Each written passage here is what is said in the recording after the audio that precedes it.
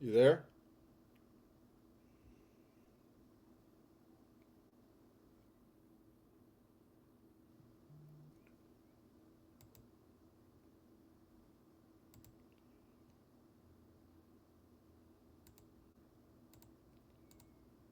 Approve.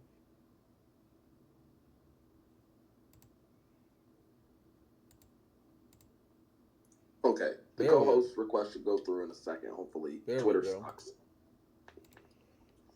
Uh, Happy Sunday, motherfucker. Yep, and we are streaming live on Facebook. So we are on multiple locations right now. We'll be on YouTube soon, guys. Don't worry, we're gonna be everywhere. I'm gonna do everything in my power to make this show grow. Rock and ropes is more of a hobby, but despite some whiny little bitch who's with a group that I don't like. Well, let me state this. It's not even that I don't like the group no more, because everyone who used to be in that group is out that shit now. So it's mainly I dislike the head bitch in charge, and out of spite of him running his mouth out of me, I'm gonna try to make some money this year out of this. So we gonna make this motherfucker grow. Yep, that's what I got. I got Thing I Blad everything going on. I actually created a TikTok where we'll be able to put clips up. So hopefully everything is gonna work itself out. Hopefully I didn't. Damn, now I gotta start making extra social medias and shit now. I gotta make a Facebook out of nowhere, now a You TikTok too. you The don't fuck? you don't have to do that. Don't worry about that. It's taken care of. I made a Facebook page specifically for the show, so you don't have to actually. I know you like to stay incognito on the Facebook, so I stay incognito on everything pretty much. I barely even made. I was shocked I made a YouTube page and an Instagram for Rock and Ropes, but that I only made the Instagram so I could reach out to people for interviews. That's how I got Doug Marlowe on the show, or Doug Marlowe, not Marlowe. Jesus, but I was able to get him to do a show, and he said he'd do Rock and Ropes and shit again. Fuck that. We might turn that into a DJ and the Heel episode. let's do it. We could do that, but let's get this. Well, we don't got anyone here yet, so Oh no, we're gonna specifically wait for Leo for the main well, the main topic. topic we're gonna wait for Leo to show up, but we there's still other things to discuss. Yeah, like I don't. Did you catch any of Wrestle Kingdom this I morning slash last night? I did not watch any of it. I know results, but I didn't actually physically watch it. Okay, so I woke up for the last. I woke up literally in time to watch the last two matches. It like the Takeshita match was just starting when I woke up, and someone sent the link in the group chat. So I was like, okay, cool. I can actually watch this shit. The Takeshita match wasn't that bad. I didn't hate it. Definitely reinforces what I've always said about him. He should be one of the top guys and projects Tony should be having right now in AEW. The fact that he hasn't put more effort into Takeshita, the guy who beat Kenny Omega twice. How many people can say that in AEW in 6 years? And I just think I don't know. I like the match though. I gave the match like I'd say go out your way to watch that match alone. Tanahashi versus Okada, it's a whole different story. That shit felt like watching Undertaker and Goldberg having a match at Crown Jewel whenever they had that botch fest. It just seemed like two old, broken down guys trying to do the best they can of recapturing the glory days. I mean, let's be honest. Tanahashi's been connect. His knees have been held together by bubblegum and prayers for the last 5 years. So there's only so much you can work with when it comes to that. And Okada, either he's just mentally checked out, or again, he's pretty much in the same boat to where his body parts are pretty much being held together like glue, so he can't do pretty much half the shit that he's used to do, except maybe throw a decent drop kick. But I mean, he's only 38, so he's not. It's not like he's completely But it's that washed. style. It's that New Japan strong style, beat the shit out of your body style of wrestling. That yeah, he may be only 38, but he's been doing what he does at a high rate in Japan for at least over a decade. So the mileage, he doesn't have like normal wrestling mileage on his body. You know what I mean? Like a lot of those guys in that core group in that era of New Japan, look at them now. A lot of them physically can't go. Ishii can't really go at all. I don't know why people think Ishii should still be a thing. Tanahashi, Omega, freaking Okada, Shibata. Well, Shibata, I would say less of the few because I don't think he's as broken down. But you know what I mean? A lot of those guys who championed that style for years and worked that style for years is paying for it in the later part of their careers where they're limited as shit. I mean, there's a reason why they have what's his name? Him and Shibata in 6-man tags. It's to keep him alive and keep him going. No, yeah. So like, I like the fact that I think New Japan did a really good job in the presentation of this match, though. And even though Tanahashi lost it in the right way. You know what I mean? Let's talk about that because that's obviously it's been all over and it's been a big, you know, topic point, which you knew it was going to be. You knew there was going to be the comparisons when just a couple of weeks ago we had Cena retire. So let's talk about the actual retirement and how he went out. Because to me, there's a lot of, like I said, there's a lot of discord about it, and I think it's bad faith in a lot of ways. Yes and no. So the way I think they did it with Tanahashi was like, he went out on his sword and shield. You know what I mean? He gave it his all, and his all wasn't good enough, and Okada just happened to be the better man. You know what I mean? But people still saw what they wanted to see out of Tanahashi, and at least they didn't see their hero quit. And I still feel the same way with Cena. Cena should have never fucking quit. If he was gonna lose, have Gunther choke him the fuck out. Him tapping out Mr. Never Give Up was the wrong way to end it. And nothing will change my opinion on that. Not even John Cena going out. That's the way I wanted it. That was the message I was trying to convey. No, well, bullshit. We call bullshit. Ergo, why we ain't letting you write Hollywood movie scripts and none of that. So we'll just stick to ad-libbing a few lines on fucking Peacemaker and leave it at that. But in terms of, I think this came off better and was a better way because again, it wasn't him just quitting. He gave it his all, and Okada just happened to be the better man. I can't argue. No one could really argue that. You know what I mean? Do you? I get the discourse though, but go ahead. Do you feel that if Cena would have gone out the way you're describing, that it would have been digested more compared to Tanahashi? I mean, they both lost, which is the way that a lot of people feel that you're supposed to as you're leaving the territory or your career or whatever. But the fact that, you know, the discourse about Cena tapping out after 20 years of never giving up and all that stuff. Tanahashi, it was just a rainmaker and he got pinned. But then there was also the post match stuff that a lot of people also are trying to compare it to. Yeah, I mean, you had Muda come out, you had Tatsumi Fujinami come out, you had a bunch of AEW guys who used to be in Japan. Kenny was there, Jay White, Ospreay showed up. You know, they literally gave Tanahashi his flowers, as opposed to, you know, Triple H came out with that big laugh and he was hugging Cena. A lot of people are saying that he was trying to steal the spotlight. To me, it came off that it was just Triple H happy how things went after a year. He was proud of Cena. He was happy for Cena. You know, he had that surprise video. Tanahashi had a speech. Cena didn't have a speech, but Tanahashi wasn't doing, you know, press for the week before on every podcast and talk show he could be on.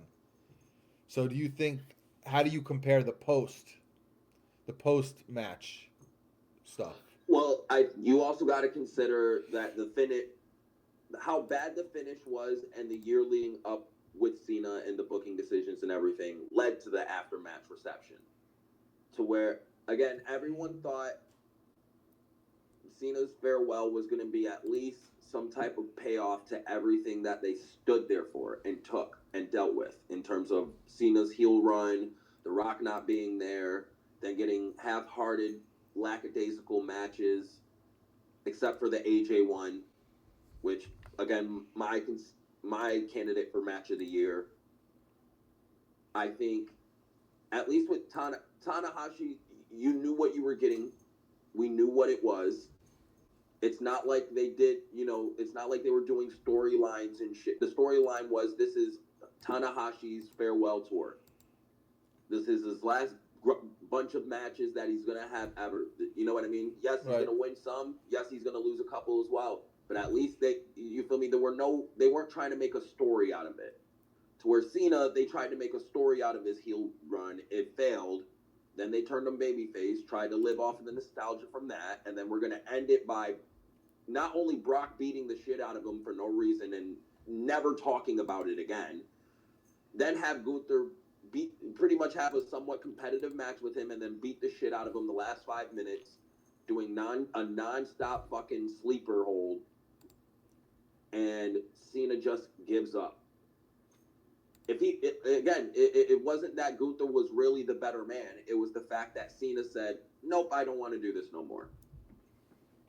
And that's the terrible payoff for the year that people had to deal with, and ergo why Cena got the reception the way he did compared to Tanahashi's. Because Tanahashi, again, there was no story. This was just being billed as his last tour. It's the same thing with Kobe Bryant when he had his farewell season. Like, people were there for the spectacle. Nobody gave a shit if, he won or lost. They were just there to see the games and watch Kobe do what he does best for the last time. Do you feel? Let me ask you. Do you feel it's an unfair comparison because we're dealing with something two completely different animals? It depends, because this kind of ties into what we're going to talk about later too. Because like, if we're talking about just legacies based on where they're at, Tanahashi is kind of the Cena of New Japan to Kenny's Rock. I think Tanahashi has he has the same type of goodwill and good standing to his fan base as Cena does to WWE. So, and also in a wrestling context as well, like just because how much he means to the New Japan business and how much he's done for the New Japan business, like it affects overall wrestling too. Same thing with Cena. Cena's impact has impacted all of wrestling, not just WWE. So it depends on what comparisons we're making and how we're making it, because you can compare Tanahashi to Cena to an extent based on what they meant to their specific companies. Now, if we're talking about overall to the world of wrestling, it's a slightly different conversation. Cena kind of means a little more than Tanahashi. No. What I mean is, is it a fair comparison to compare the way Tanahashi had his farewell tour versus Cena's farewell tour? Seeing, like you said, Tanahashi was more about the matches. It wasn't, visiting places. It wasn't so much the storyline. Whereas, WWE is storyline based, and it was more about the storyline leading to it. I just don't think that it's like comparing NFL to Canadian football or something like that. I just don't feel it's odd. It's just completely different. I get what you mean because of the difference of what each company focuses on. Right. That's what I don't mean what they're catering to. I get what you're trying to say, but right. At the same time, we got to say we can make that same comparison only because it's not like we're doing apples to oranges. We're still debating on. We're just debating on what kind of apple. Is it a ripe one? Is it, do we usually eat them right, or do we usually let them sit and ferment and, eat them when they're perfectly good? It's like, it's kind of a picky choosy kind of argument. But I do get what you mean why the comparison can come off a little bit not fair. But at the same time, I don't think it's completely off to sit here and say that New Japan did Tanahashi better because they stuck to what they were supposed to do and they did it right, to where WWE stuck to what they usually do and did it wrong. We can't sit here and take wrongdoing away from WWE because it's just different from how a certain company books. You know what I mean? I feel like even taking consideration the difference in styles, WWE did a bad job with Cena's farewell run. That's just objectively true. Yes, there were some moments. They did get, some positive things out of it, but it was more bad than good, especially with the ending. How sour it was. We're not going to sit here and act like WrestleMania Night 2 was good, or at least that main event. That main event was atrocious. Randy Orton and Cena wasn't a good match either. It was just there. Punk and Cena was okay. It was better than the previous two we had to fucking deal with. Then Logan Paul, again, another nothing burger. Nobody remembers that match. So it's like, at least with Tanahashi, he had solid matches, and there were matchups for that crowd that people wanted, and they got, and they delivered. I think the problem was with as far as the Cena thing goes. I think notice how all his bad matches were when he was playing the heel. So I think he was trying to change the way he presented himself and his style of wrestling to be the heel. That it's just something he's not used to. So once he went babyface again, the rest of the year every match was pretty much pretty good. So I think that's part of the reason when it comes to Cena. I just don't think that, like you said, we're talking two different styles, and then and then there's the argument about Okada as the final opponent that it should have been Nakamura. It's WWE's fault. Oh, TK didn't want them there. It's like, and then that's the other part is who's the finger pointing and who's blaming for why it was Okada versus Nakamura, why Edge wasn't part of Cena's retirement. It's like because people don't seem to understand. No matter how much you want to fantasy book and romanticize things, there's gonna always be politics when it comes to pro wrestling companies. Whether it was WWE who said no to Nakamura, whether it was TK who said we can't have a WWE guy, with my guys there, even though because we're associated with New Japan. I just don't think that that should be the main focus when someone like you said Tanahashi, who's basically the Cena of Japan, is retiring, and I feel it's being taken off of Tanahashi more to add to the tribalism.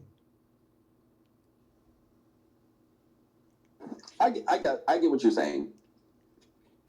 I can't disagree with it, but I like I said, I am going to make the argument that you can compare it. I don't think it's too blasphemous to try to compare the two and say one was objectively done better than the other.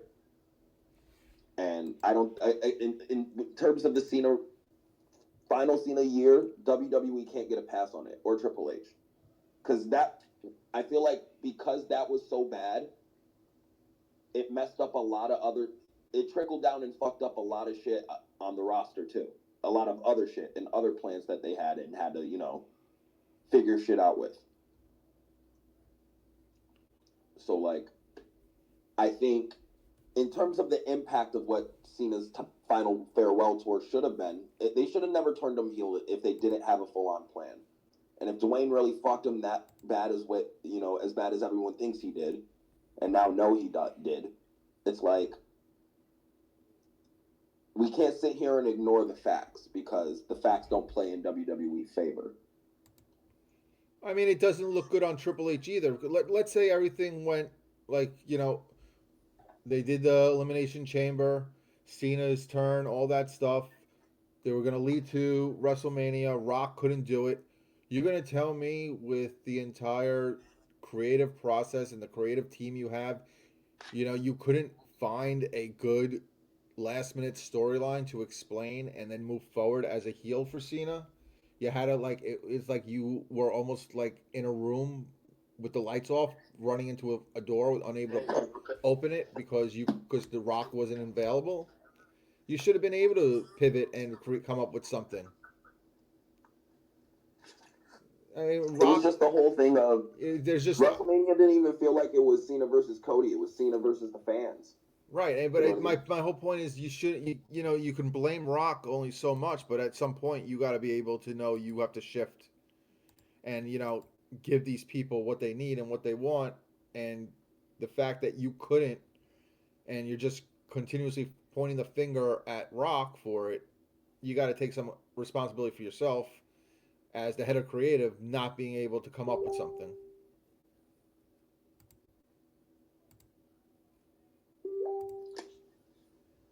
I'm trying to think what else in terms of this week that I didn't talk about yesterday because I don't want to rehash too much shit from yesterday. It's because SmackDown was what it was. Um, there was something I forgot to bring up yesterday, and I want to bring up, and I can't remember.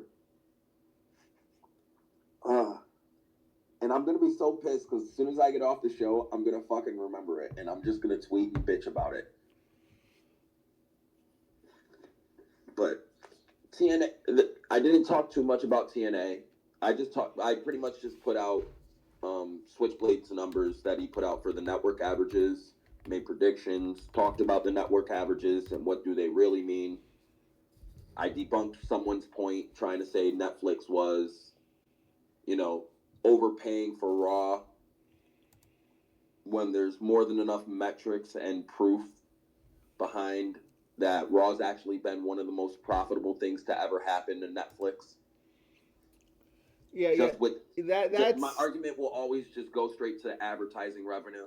that's the yeah that whole idea that WWE is in trouble, Netflix is changing their mind, they want out, and then like hours later they start adding all these old WWE pay-per-views to Netflix in the US.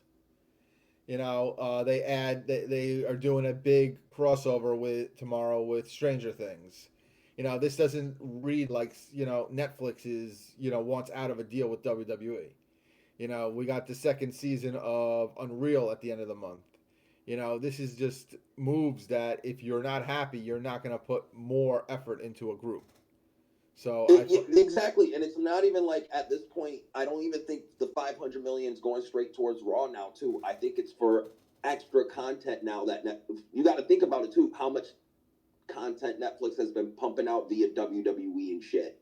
So like, and that's all for the five. They're all getting paid for that 500 million. You know what I mean? So like, in terms of just trying to make the argument, and I did it when I dropped the network averages thing on the last show. Like WWE is still outperforming all the every network's average. NXT is overperforming. Fucking SmackDown's still almost 3 times the fucking network average on USA. Even though it's dying in interest, it's still way better than anything else on USA. To where AEW currently is underperforming. Collision is less than half the network average. It's not even hitting the network average. And Dynamite is slightly under TBS. It's like 0.98 of the network average. So it's slightly under. So in terms of anybody being worried about deals not living up to par and people not getting a return on their investment, again, I look at AEW and WBD. Also because AEW is advertising hell. No one wants to touch it. Advertisers don't want to go anywhere near that shit. No, ergo why most of their advertisements on AEW television are WBD based advertisements. But that's just me. Like, in terms of trying to use numbers and metrics to show more tribalism, is stupid. Especially when you're talking to someone who sits here and look at all the numbers all the fucking time. I'm a numbers person. I like looking at stats and statistics and shit. It's not my job. It's something I like to do as a hobby. And I'm pretty, and like I said, I'm pretty, a lot of my shit's on record. It's not like I don't record every one of my spaces when I talk about this shit. My stances are pretty consistent. I've stated multiple times that, and Justin has had these arguments with me, that SmackDown has had an interest problem this year. Raw last year had a giant interest problem. They went from 2.9 million in the beginning of the year, pretty much as their average, and ending at 2.2. They drove away people. That's a problem. They need to try to reignite and get interest back up. I understand there's a cool down period. All wrestling companies have them, but not as quickly as WWE did. They had at least another year and a half, logically, in a regular, scenario until they fucked everything up. So this is the year to try to recapture some heat and stop the bleeding. And AEW, on the other end, what they need to do is, pull their head out their ass because now they're fighting a two-war front. Now we've got three major promotions with major media deals. And it's like, while AEW's worried about what WWE's doing, TNA's about to come fucking blindside their ass.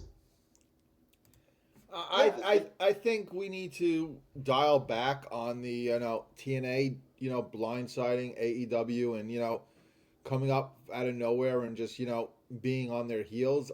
I think TNA has a lot of ground to cover before we could have that conversation. We need to. It depends on how you look at it, because I think all they need to do to put their hat really in the race and to make it, we're coming for number 2 type of deal, is pull a solid $400K for their first show and keep that for a month. That's the thing. You can't go by the first show because you're always going to have a larger audience for that first show.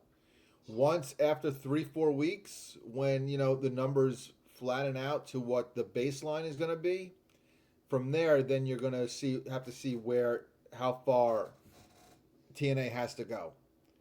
Like if they're hitting between 275 and 300 weekly after they baseline, that's beating Collision. That's when we have to we then have a good conversation to, if they continue to build on this, AEW's got to watch out because AEW gets about, for Dynamite, about 550, let's say. And we listen. We also got to have these attendance and numbers conversations too. AEW has been downsizing since last year in terms of their venues, and everyone said that they should do it. And I'm not sitting here using this as a way to damn them, because I'm actually one of the people who sit here and say doing the smaller venues makes the show look better. But what I am saying is, by booking smaller venues, you're now putting yourself in competition with a TNA in terms of drawing attendance and doing these shows and stuff like that. That's, you know what I mean? So I think attendance is going to be another thing too. Can TNA start getting these big, decent-sized buildings? Can they start making these money moves and shit like that? 7,000 for Bound for Glory. Yeah, they did 7,000. They only sold 5K though. They comped 2. We also can't start using pay-per-view versus TV because AEW does very well when it comes to pay-per-view ticket sales compared to the weekly shows. So we got to keep it, apples to apples when we're talking about TV. As of right now, I believe there's less than 2,000 tickets sold for TNA's debut in Texas. So, for it being their first show on AMC, that's not that good right now. They got only a couple weeks, to build up to something to maybe get that up more. But you got to keep it apples to apples when it comes to TV versus TV. You can't use pay-per-view ticket sales versus, a Dynamite or... No, I was purely sticking to TV. No, CoPro said that, was talking about Bound for Glory. I'm just saying we can't use, even if it was 7,000 legit for Bound for Glory, you can't use that to say, they got 7,000 while Dynamite only has, 1,500. That's all I'm saying as far as, let's keep it even when it comes to that. Lombardi, I see your hands up. What is up, my guy? What's up, my boss? How's everybody doing? Doing great. I didn't know the format of this show. I know it's a little different than your normal things, DJ, so I didn't want to mess up any kind of flow. Oh, no, you're all good. No, but my only point is exactly what you were just saying, Brandon. Like, you got to be careful when you're comparing those things, because like you said, AEW actually does very well on pay-per-view when it comes to attendance. I actually think they do fairly well when it comes to just like the quality of the shows on there. You also have to remember with Bound for Glory. Am I stupid for remember? Maybe I'm totally misremembering this, but they had like they had like the Hardy Boys and 3D wrestle for the last time in a TLC match or whatever. Like they also kind of loaded up that show with some nostalgia stuff too. So I think that absolutely TNA's number one thing needs to be not solely relying on either nostalgia or WWE big names doing guest appearances on their show for them to have a really successful show, a continuous one that they have just genuine interest in stuff in their roster and in their stories, and that those can carry on over weeks and weeks and weeks without needing too much of an injection. But with that being said, they have this really, really good partnership so far with WWE, and it only benefits WWE for TNA to be successful. So I think that's going to be very, very helpful for them. I think they're going to be very successful on AMC. I really do. I think that the wrestling environment in general right now, there's a lot of interest and love for professional wrestling on all kinds of levels. I think the fan base itself is reinvigorated. I think mainstream audiences are more interested now. So I actually think that it's going to be a really good opportunity for them. No, but what I was referring to about TNA Blindside wasn't exactly like coming in and taking number two. What I was referring to was that like now that we've got three major TV deals, now that we've got three promotions with major TV fucking deals, we've got TNA as an option now. So like whenever contracts come up or whatever comes up, TNA is now an option because now they've got a major deal with AMC. So, in terms of TNA possibly attracting disgruntled AEW talent or people going out the window of AEW that WWE just doesn't have the space for right now, which they have been putting out those feelers in certain reports. Certain people have been reporting that shit, that WWE ain't looking to bring in many new talent because unless you're like top tier names like an MJF or a Chris Jericho or a Will Ospreay or Kenny Omega. If one of those contracts come up, WWE will gladly make some room for you.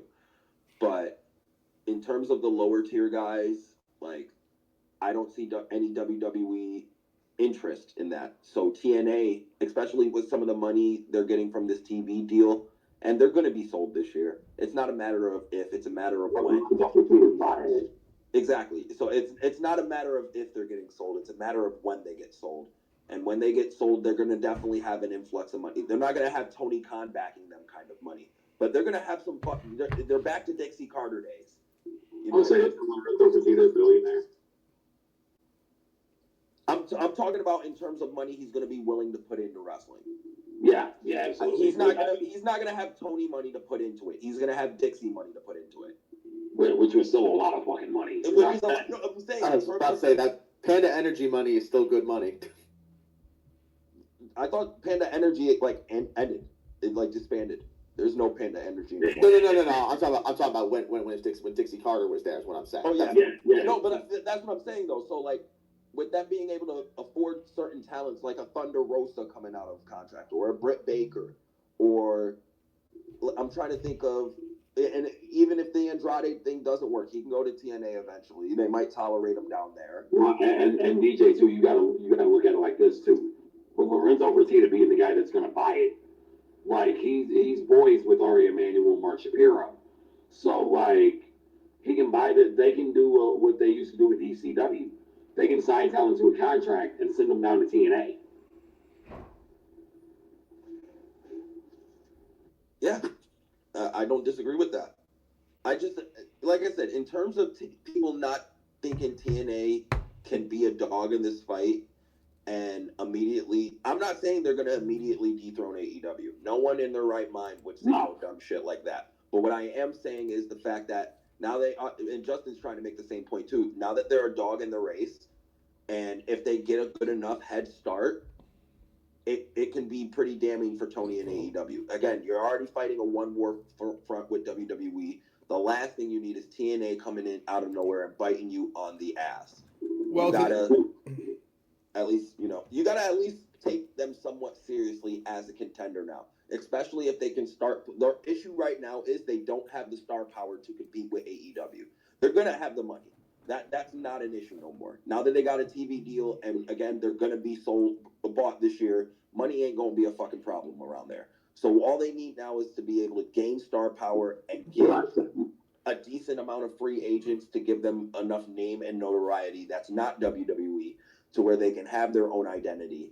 And if they get, like, I want to say a Jay White out of nowhere, or I'm trying to think of decent free agents that can go to TNA right now. EC3 right now. EC3, David Finlay, or even Braun Strowman out of nowhere. Like, a lot of these people could mean something to the TNA bottom line in terms of helping them gain interest. And I feel like they need to pull the AEW formula. They don't need, like, they need maybe 2 or 3 notable former WWE names, to where people will tune in and give them a chance. And if they can do that and have good enough booking and build up a decent amount of their, already homegrown talent, they have something there. Well, like we talked about DJ doing the Santana Jericho angle. Yeah, exactly. If Jericho wants to become the Diaz or something, have him. And Santana's getting the match on the first. Hopefully, he beats Kazarian and gets the big crowning moment on their first show. That would be the right thing to do. And have him hold that belt for Jericho. Have him and Jericho have a big match at, like, Slammiversary or something. And I think with Jericho being attached, you would get enough eyes and interest and buzz to where they at least get people into the door. It's TNA's job to get them to stay. No, let's hope they don't do any murder mysteries or any other bullshit. But they at least have a chance now. Nobody thought they'd have this chance. The same way nobody thought a billionaire would have a chance to compete with WWE in reality. Now, and he made it happen. Like, now TNA rose from the ashes and they have a chance now to be something. Number 1, 2, or 3, but they have a chance to be something instead of just being known as Wrestling Purgatory. This company's like the Jason Voorhees or wrestling dude. It's ridiculous. It's really crazy. But I hope that kind of answered your question, Nick, or statement. I filibustered a little bit. Not gonna lie. Well, I think another topic of conversation that needs to come out of this is that when we're talking about people buying and selling and new networks and everything like that, is what's going to happen with this WBD sale, because that is going to affect AEW at some point. It's not going to affect them right away, because as we've seen with other network buys and other things like that, it takes a long time, even when it's officially like we know who it actually is going to buy this damn company. But if either Paramount or Netflix buys WBD, it's going to possibly put them in a pretty precarious situation. I mean, I don't know. For all I know, they're going to just be fine with, having both WWE content and AEW content on, omni channels or something like that. That might just be fine for them, but it might also not be fine for them. And then they got to think about what else they want to do. So that's just something that is also lingering for AEW as well. And I just want to add to what the part about TNA being on their heels for the last 6 years. If AEW screwed up and they stumbled, like we saw a couple of years ago, there was no one behind them, to be right on them, so they could just pick themselves up and try again. Now, if they stumble, now you're gonna have TNA, maybe not right behind them, but close enough that if they stumble too much, they're going to be able to maybe pick up the baton and get a lot closer. So if you have a 2023 for AEW in 2026, for example, and TNA even can have like 50% of a good year, it's still going to close that gap. Absolutely. No, but I don't know where I want to go with this, because I feel like if I go into this, it's going to kind of circle back to the initial we were just at. But no, can I address the WBD sale for a minute? Yeah, no, go ahead. I'll let you tackle it. Maybe you can help me get to another side tangent. Okay, so the deal is right now it's looking like Netflix is the ones buying WBD. And TKO's been going in and securing all these, they've been securing all these deals at WBD and Paramount and all these other ESPN, all these other motherfuckers. Like, they've been securing all this because they do the exclusivity deal. That's why they do that. But also, you got to look at it like, with WBD, with Netflix buying WBD, they don't want the TV channels. They want Warner Brothers production company. They want the streaming service and all this shit. It's rumored that Starz is coming in to buy the TV channels. So AEW could still have a home if Starz buys them, but Starz isn't going to pay them what they're getting paid now. So, hold on. Let me kind of piggyback off of what you're saying, because you're completely right. I think WWE has been doing a great job of making sure they have their hands in every single cookie jar. And I said this initially when they signed the Raw Netflix deal, because I'm like, okay, now that they have cable, they have network, and now they're on streaming. And not only WWE, but TKO themselves have been locking down fucking everything else. Paramount for UFC, bull riding I think is on Fox or something else. ESPN. They just WWE just signed the ESPN streaming deal for the new app and shit for their pay-per-views. So like, in terms of avenues where Tony can go once this deal expires, because I don't think the issue is going to be this. I don't think that anything's going to get canceled anytime soon until a sale is 100% done, and it's not going to be done until the deal's up, pretty much. So, in terms of the near future, nothing's going to happen to AEW. The issue is going to be when it's contract renewal time, and they need to start negotiating. So, because they're going to have no leverage in terms of, well, we're going to take this somewhere else. Where else are you going to take it? So Tony's going to be in a worse position than he was negotiating last time, because he pretty much played with his hand up, pretty much hand exposed, saying, I don't want to go anywhere else. I want to stay with WBD. So a lot of people weren't going to bid knowing he wasn't going to go anywhere else anyway. Now it's going to be, well, we don't know if we can even afford you anymore. And it's not like you're getting more interesting. This is a dying TV show that's just cheap on production. And it could only be cheap television for so long until it's not. And Stars might, to be exactly, Stars might go, what the fuck is AEW? Exactly. So the only real place AEW could go outside of WBD right now that could be beneficial to them is Amazon. And even then, Amazon's going to pay pennies on the fucking dollar compared to WBD. Because they're not just because they're getting pay-per-views and the library and blah, blah, blah. I don't think you'll be able to talk anyone else in the world that library is worth $100 million.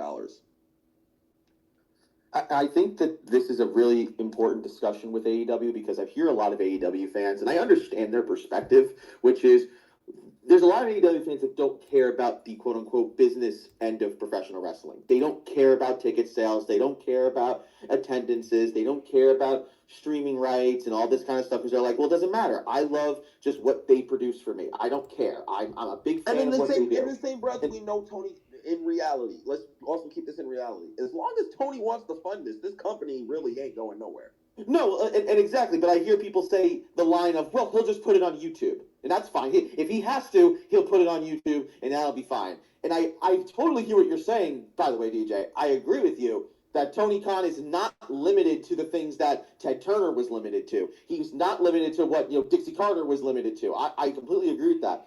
But there is such thing as operating costs and overhead, and we know that AEW operates at a loss. We know that. We know that they have not turned a profit. We are very, very, very aware of that. Even Dave Meltzer admits until last year.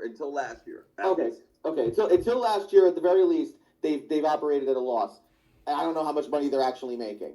But my point is that those costs, Tony Khan's family doesn't get rich because they're stupid with their money.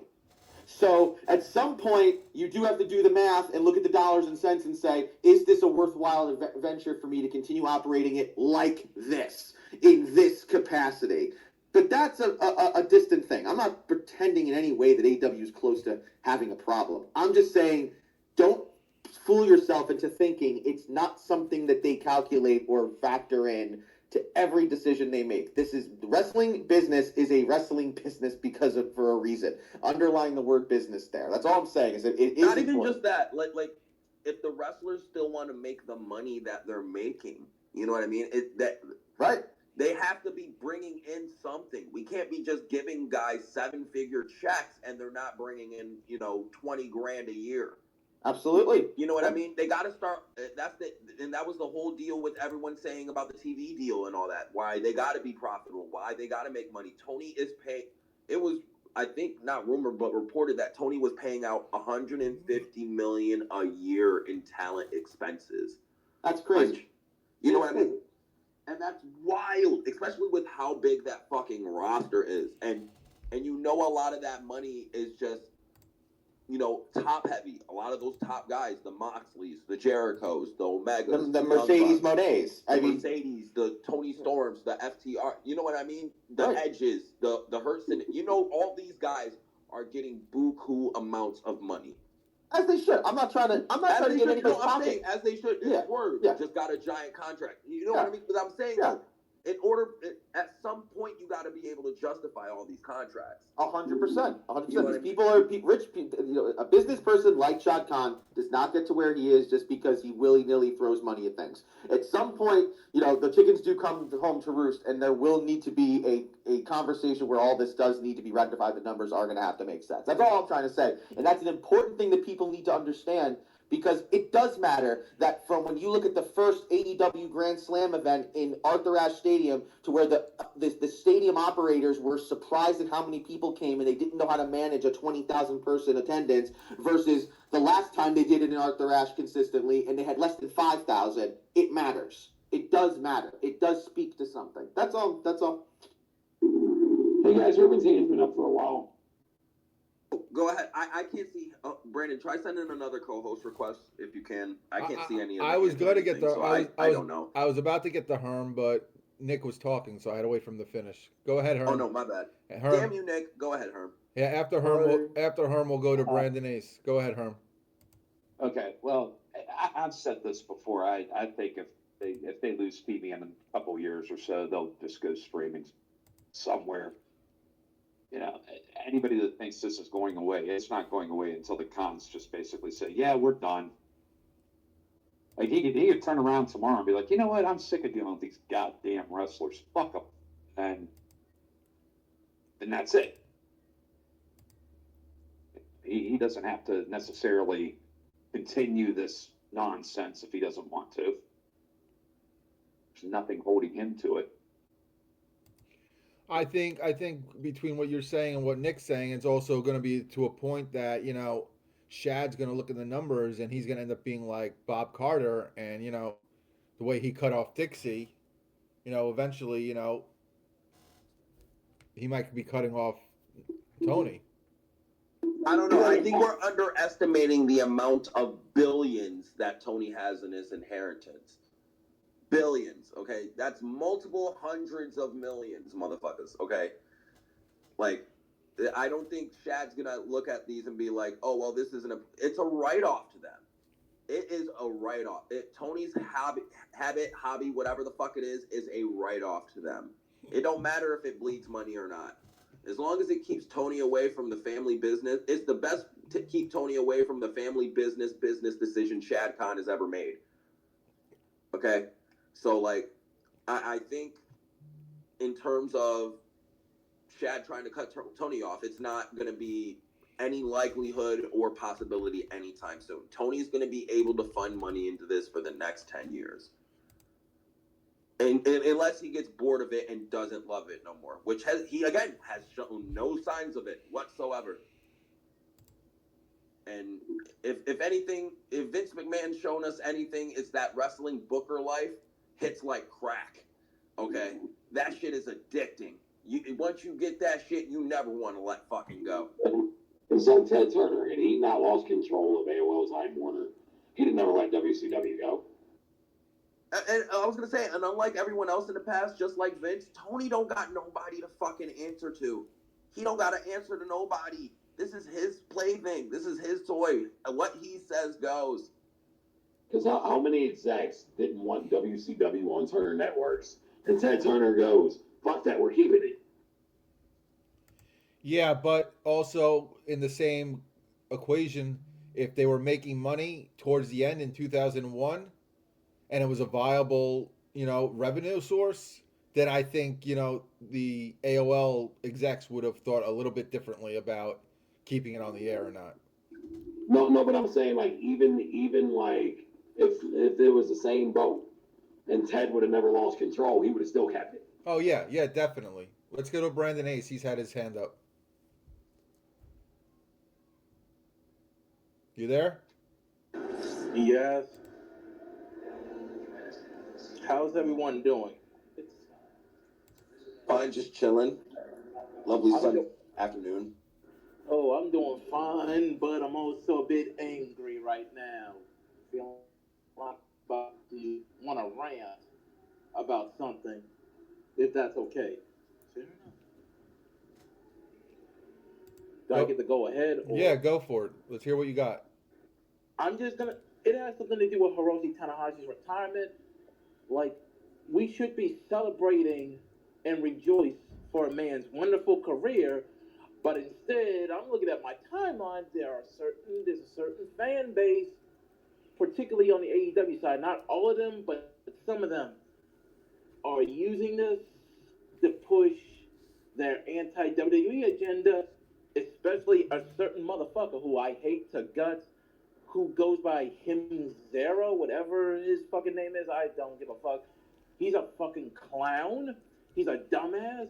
Especially that tweet he made, because he says anyone who watches WWE is a quote unquote bad person and supports Donald Trump. Because when I saw that tweet, I'm like, either you must be dumb or you really believe that. Because if that's the case, then you must really think children, teenagers who don't know what the fuck's going on in the world of politics are apparently bad motherfuckers, like families who aren't focused on politics, who just want to watch a wrestling show with their kids.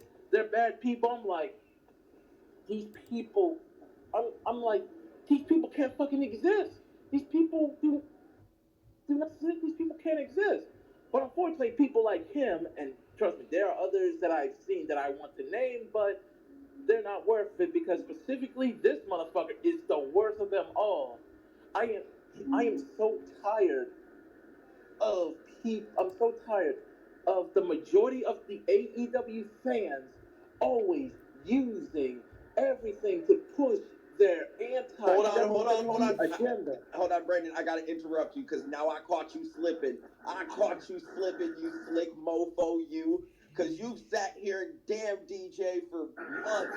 You're sitting here saying, nah, it's not most of the AEW base. It's just a few. It's just a minority. No, it's not. It's these motherfuckers with the loudest voices and the loudest following who be sitting here sowing this dissension with tribalism and be trying to sit here and use bullshit logic to justify their stupid opinions.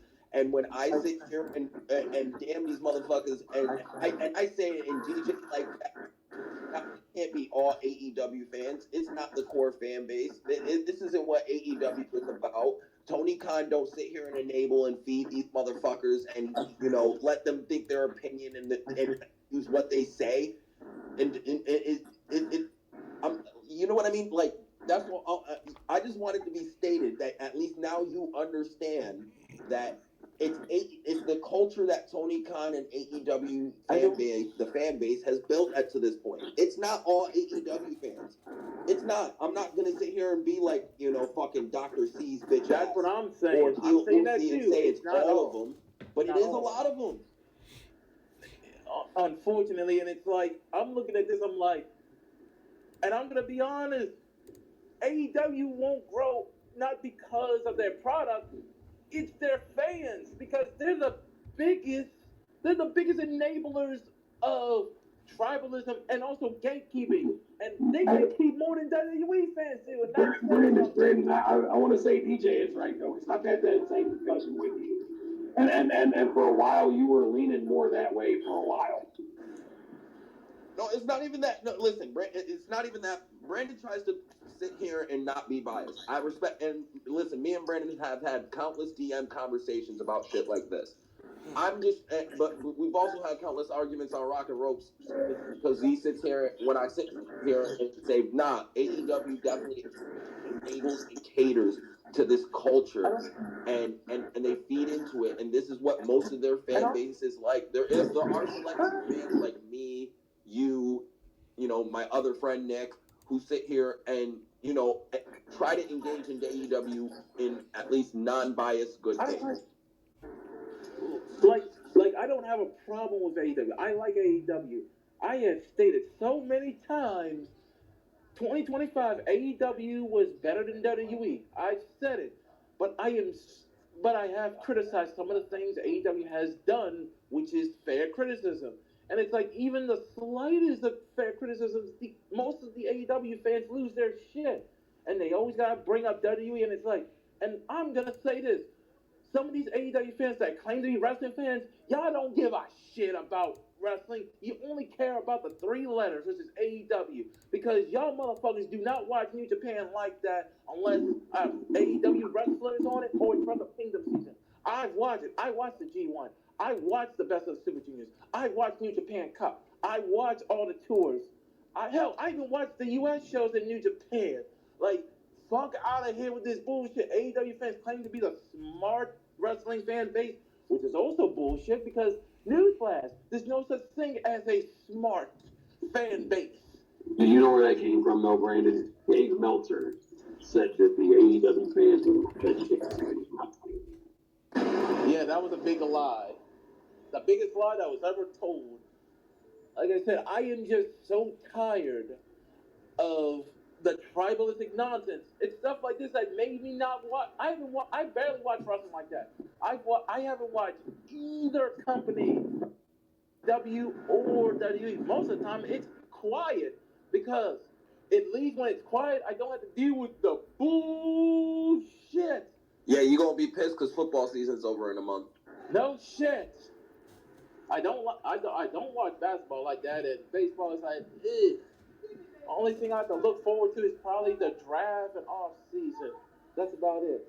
Yo, Nick heard his fucking name and instantly appeared, and I love it. He heard his name in the fucking ethos and was like, yo, somebody's talking about me. He started sneezing out of nowhere. You said his name and he appeared. That's fucking hilarious. But yeah, no. I Brandon, I get what you're saying, though. Like, you're 100% right, and it's the same people. It's, you know, him Cesaro or whatever the fuck his name is. Or anonymously listening right now. Real One, or yeah, probably one of the people anonymously listening. My favorite attention whore on his 17th account, fucking probably ghost listening and fucking recording. Well, to be fair, DJ, we're also streaming live on Facebook, so it might be people who don't have Twitter listening in today. Maybe. And I did I put the tweet that Brandon Ace is talking about on the big board. Yes, that's the tweet. Because when I saw that, I'm like, bro, you cannot be serious. And like I said, if we want to, since everybody wants to talk about cover-ups, I always bring, this is my new argument I bring to AEW fans, because none of them ain't got shit to say when I bring this up. It's always crickets. Mega Parikh, why is she gone all of a sudden? Why does nobody talk about that name or her anymore? I just want answers. Where's Mega Parikh? Why is she suddenly persona non grata? Why is Chris Peck suddenly head of legal and the new number 2 out of nowhere? These are questions a real motherfucker who, you know, hears shit should be asking. But it don't go nowhere, because Tony's favorite 3 letters are NDA. And if you talk bad about Tony, he'll make sure you'll never be able to talk about him ever again. A la Nick Hausman. Look, I say this, I don't have an issue with Tony. I think he's a good person and he cares about the wrestling business. But holy shit, fans, they be glazing the fuck out of him. Like, no, I'm just saying in terms of the moral grandstand, or Kenny Omega being cool with chasing rants. But they call Brock Lesnar a rapist. You know what I mean? Like, I'm just saying, like, people, motherfuckers, friends with the entire core of AEW. All of them were friends with Joey Ryan and knew what the fuck Joey Ryan was doing, and still booking that motherfucker on shows. Like, come on now. Like, again, if we're gonna sit here and I'm not about the moral grandstanding shit. Again, we can acknowledge that Vince is a monster, Vince is a piece of shit, and there were a lot of people who were complacent to his actions. Yes, we can state that, but to sit here and damn an entire company, Darby Allin, an entire company, we're saying all the wrestlers knew about it, we're saying the cameramen knew about it and we're in on it. Like I said, might be a select few people in the know who knew, but not everyone knew what the fuck Vince was doing. There's no fucking way. And like I said, to sit here and use that to enable your tribalism and enable your bad opinion on something you're already not gonna like. WWE can sit here and say they're gonna donate all their profits this year to build 18 colleges in Africa, and they'll find some way. Like, why couldn't you just cure the swine flu? Or they'll find some way to damn them. And it's just like, let's just not use this shit. If you're not gonna like WWE, just say it's not your cup of tea and shut the fuck up and keep it pushing. Don't sit here and try to moral grandstand and say something is just so much better because it doesn't morally align you. And I'm gonna say this, and I think this is true to God knows how long.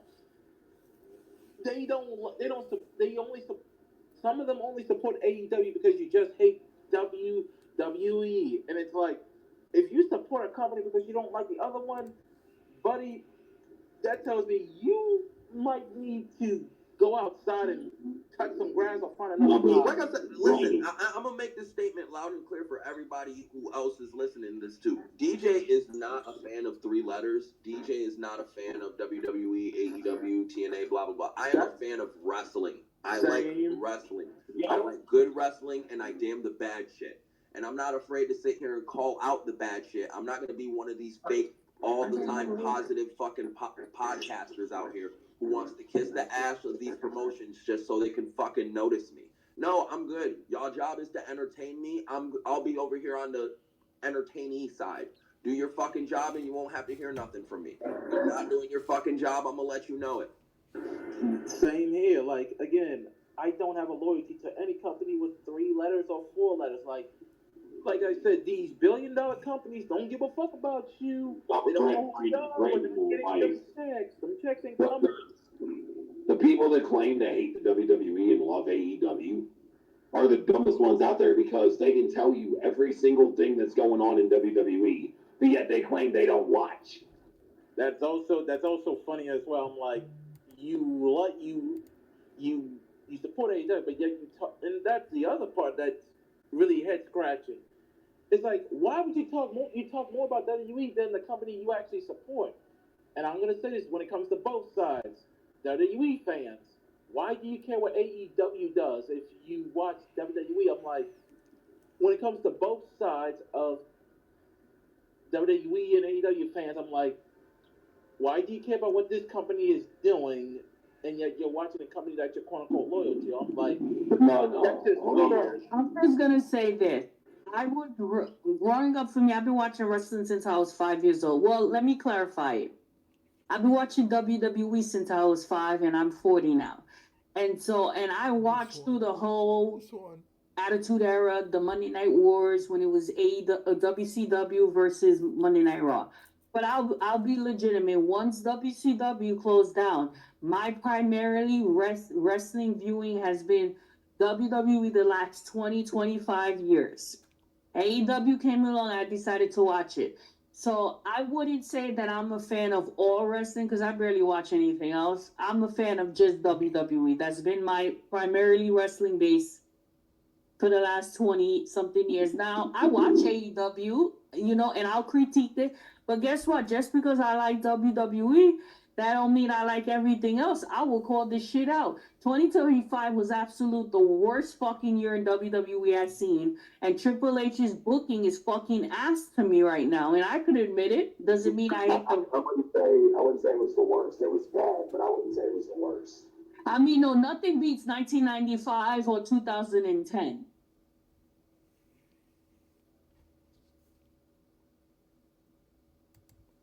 But like, But there's no, things like, I could treat, like people think Triple H is good. I'm not saying that Triple H, you know, but his booking is been ass this past year, really has. And the man, I'm sorry, some of his stories don't make no sense. He starts a program, but his end of the program is very anticlimactic. He takes 100 steps to get to one fucking point.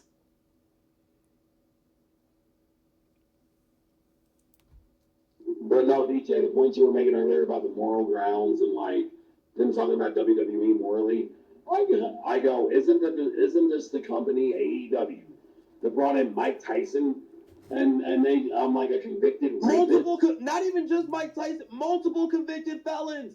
Nick Gage was on their show too. No, but I go, Mike Tyson's a convicted rapist, and these motherfuckers. This is how toxic the AEW sickos are.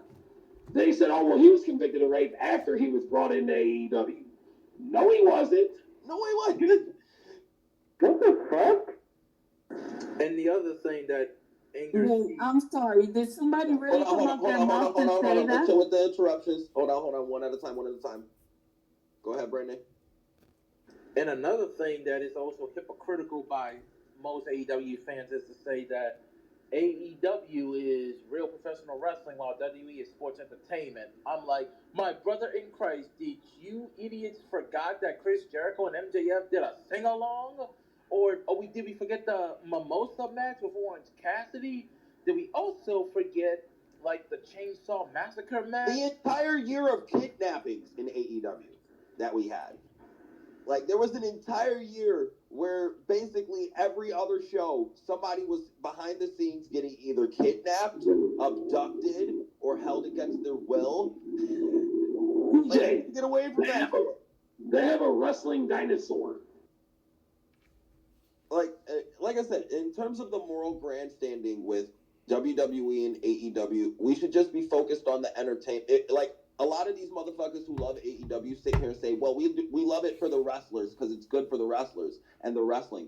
Well, if you really love the wrestlers and the wrestling, cheer for the wrestlers on the other side, too. They're out there doing their job. It's not their fault that they work for three letters you don't like, which makes no fucking sense to me, but it's whatever.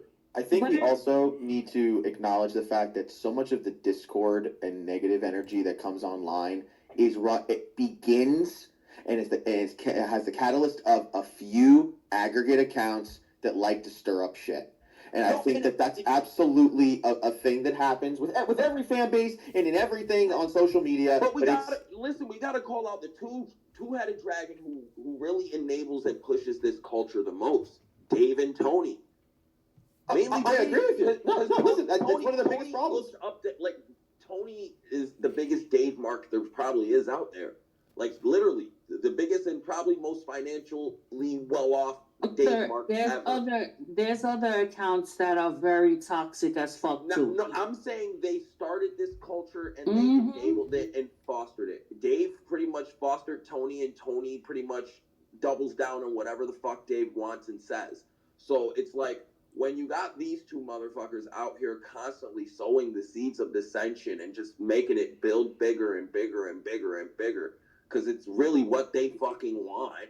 Just gonna say this, as far as and I've seen it on both sides, but I've seen it more with AEW, they will say whatever they want to say, and sometimes WWE don't say shit, but when WWE strikes back to say something, y'all have hissy fits.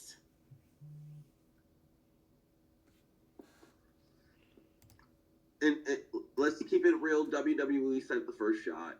It's just AEW couldn't get over the first shot that they sent. So I mean, Cody broke the throne, man.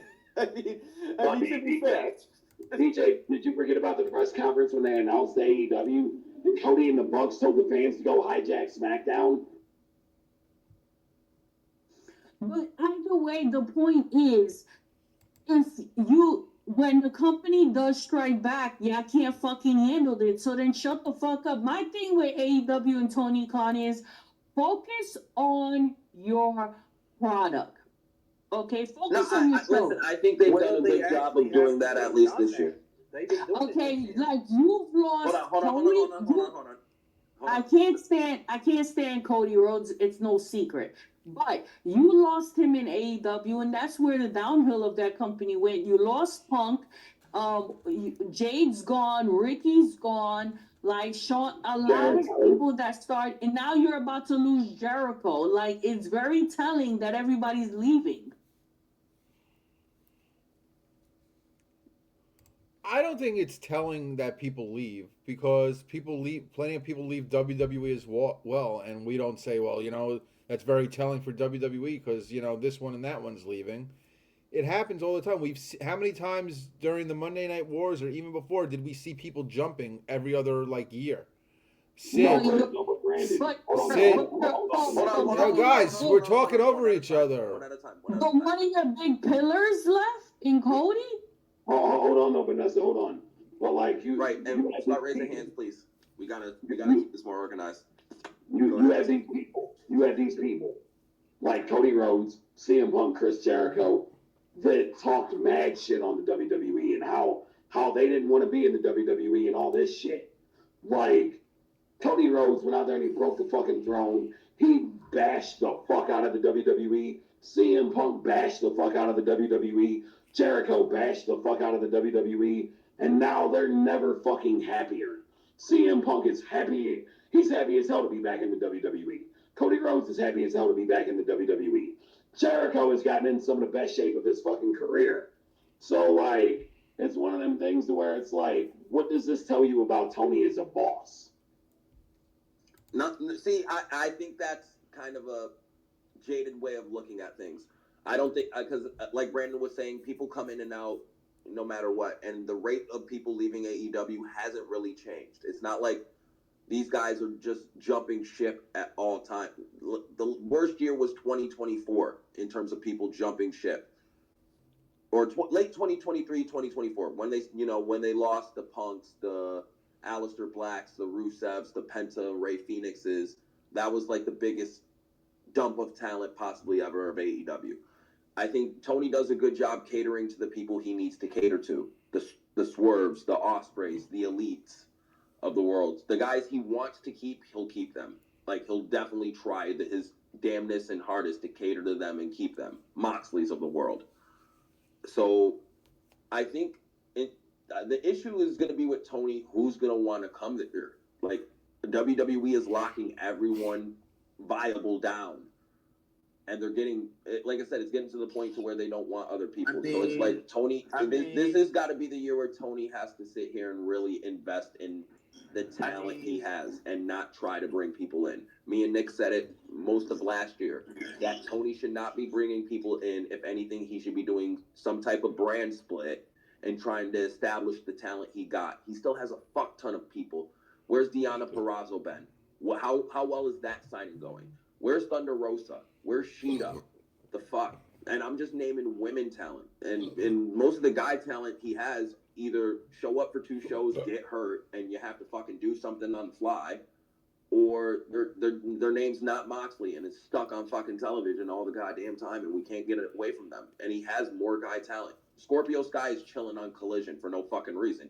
Jay Lethal has done nothing in 4 years of being in AEW. Why? That is fucking malfeasance at its finest. Like, he has people and enough people on that roster to sit here and do shit with. I think he needs to sit here and working what he has in house and creating some new, not creating stars, but creating new stars. You need to switch shit up. Get Hangman out the main title picture. Maybe have Kenny do one last final hurrah, but then slowly take him out. Get rid of the Bucks as soon as you fucking can because they're just dead weight around your ankles.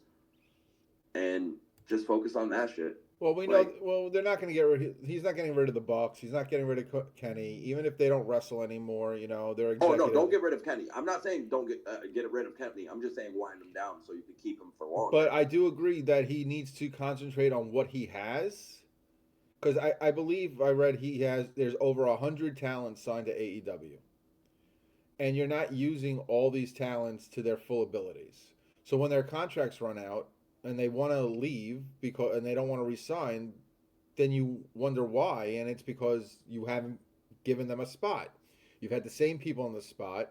You don't let up, and it's almost like a Vince McMahon booking. Vince McMahon had his favorites, and you continuously push these people to the top while everyone else was left underneath trying to get something to eat. And you got to be able to feed everyone. On top of that, you have other talents that you're not using. You're literally keeping them under contract for whatever reason, even though you have no plans, even though every interview you like, well, I hope to see them back in AEW soon. You're the freaking booker. What do you mean you hope? You're the one who makes the decision to use these people. So it doesn't make sense to me. Like the Britt Bakers, the to a lesser extent, obviously, the Danhausens, but all these guys you're keeping under contract just because WWE might be interested in them. Let them go. Why are you putting money into these guys and paying them to sit at home when you could put the money into keeping talents and pushing them properly? You have not used Megan Bain to her potential. So that's one person that should be, chasing Willow right now for that TBS title. And you have her, fotzing around in a tag team.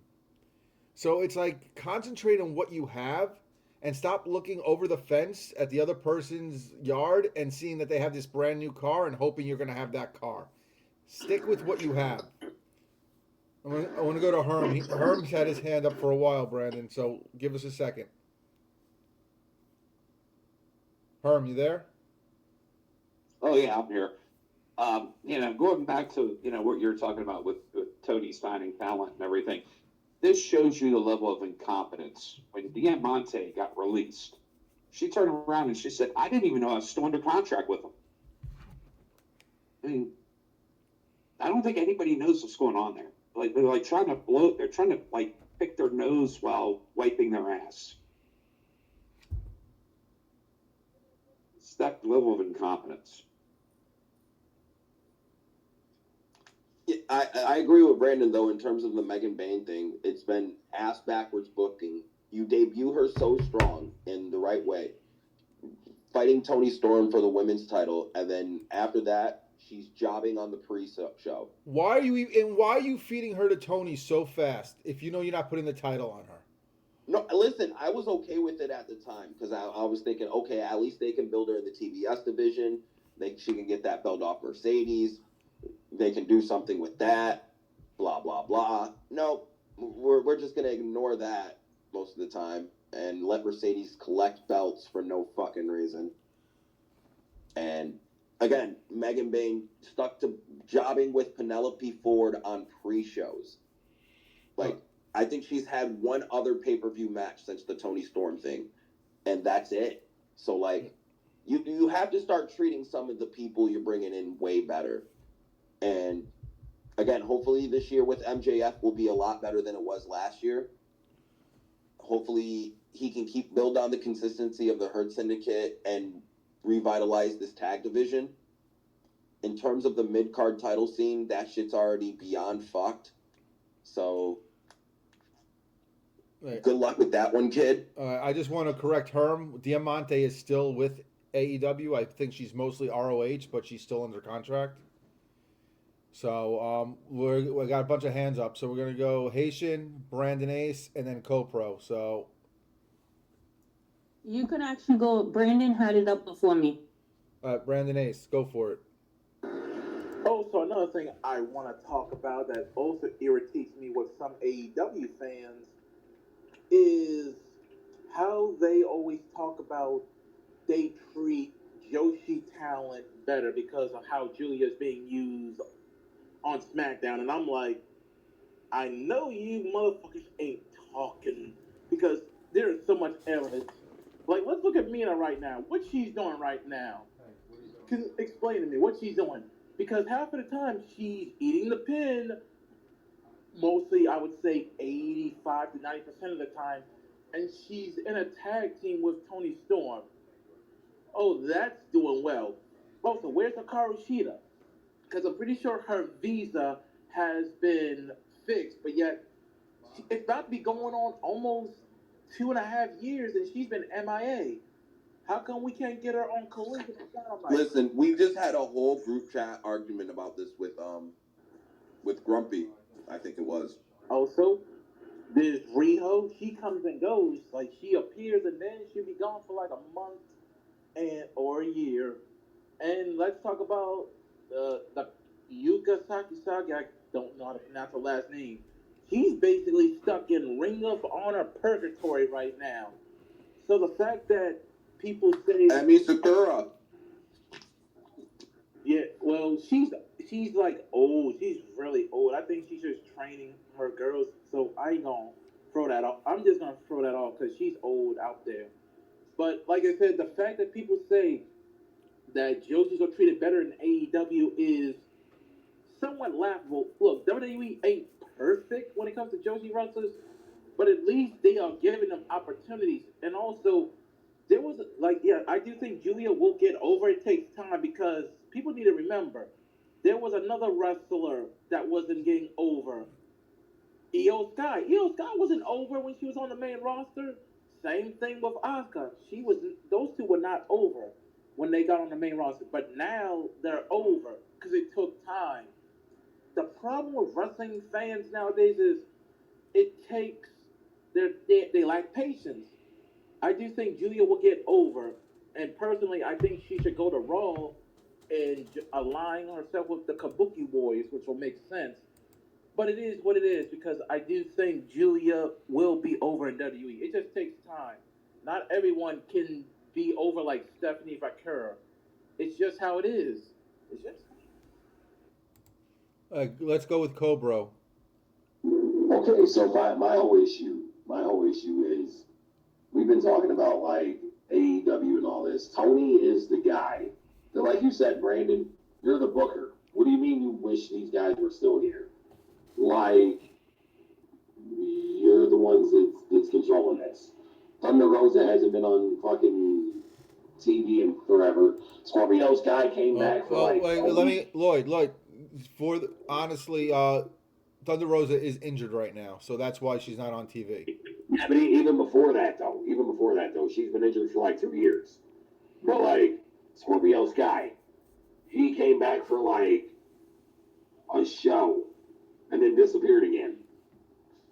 Like, all these guys are getting paid big money to sit at home, and why?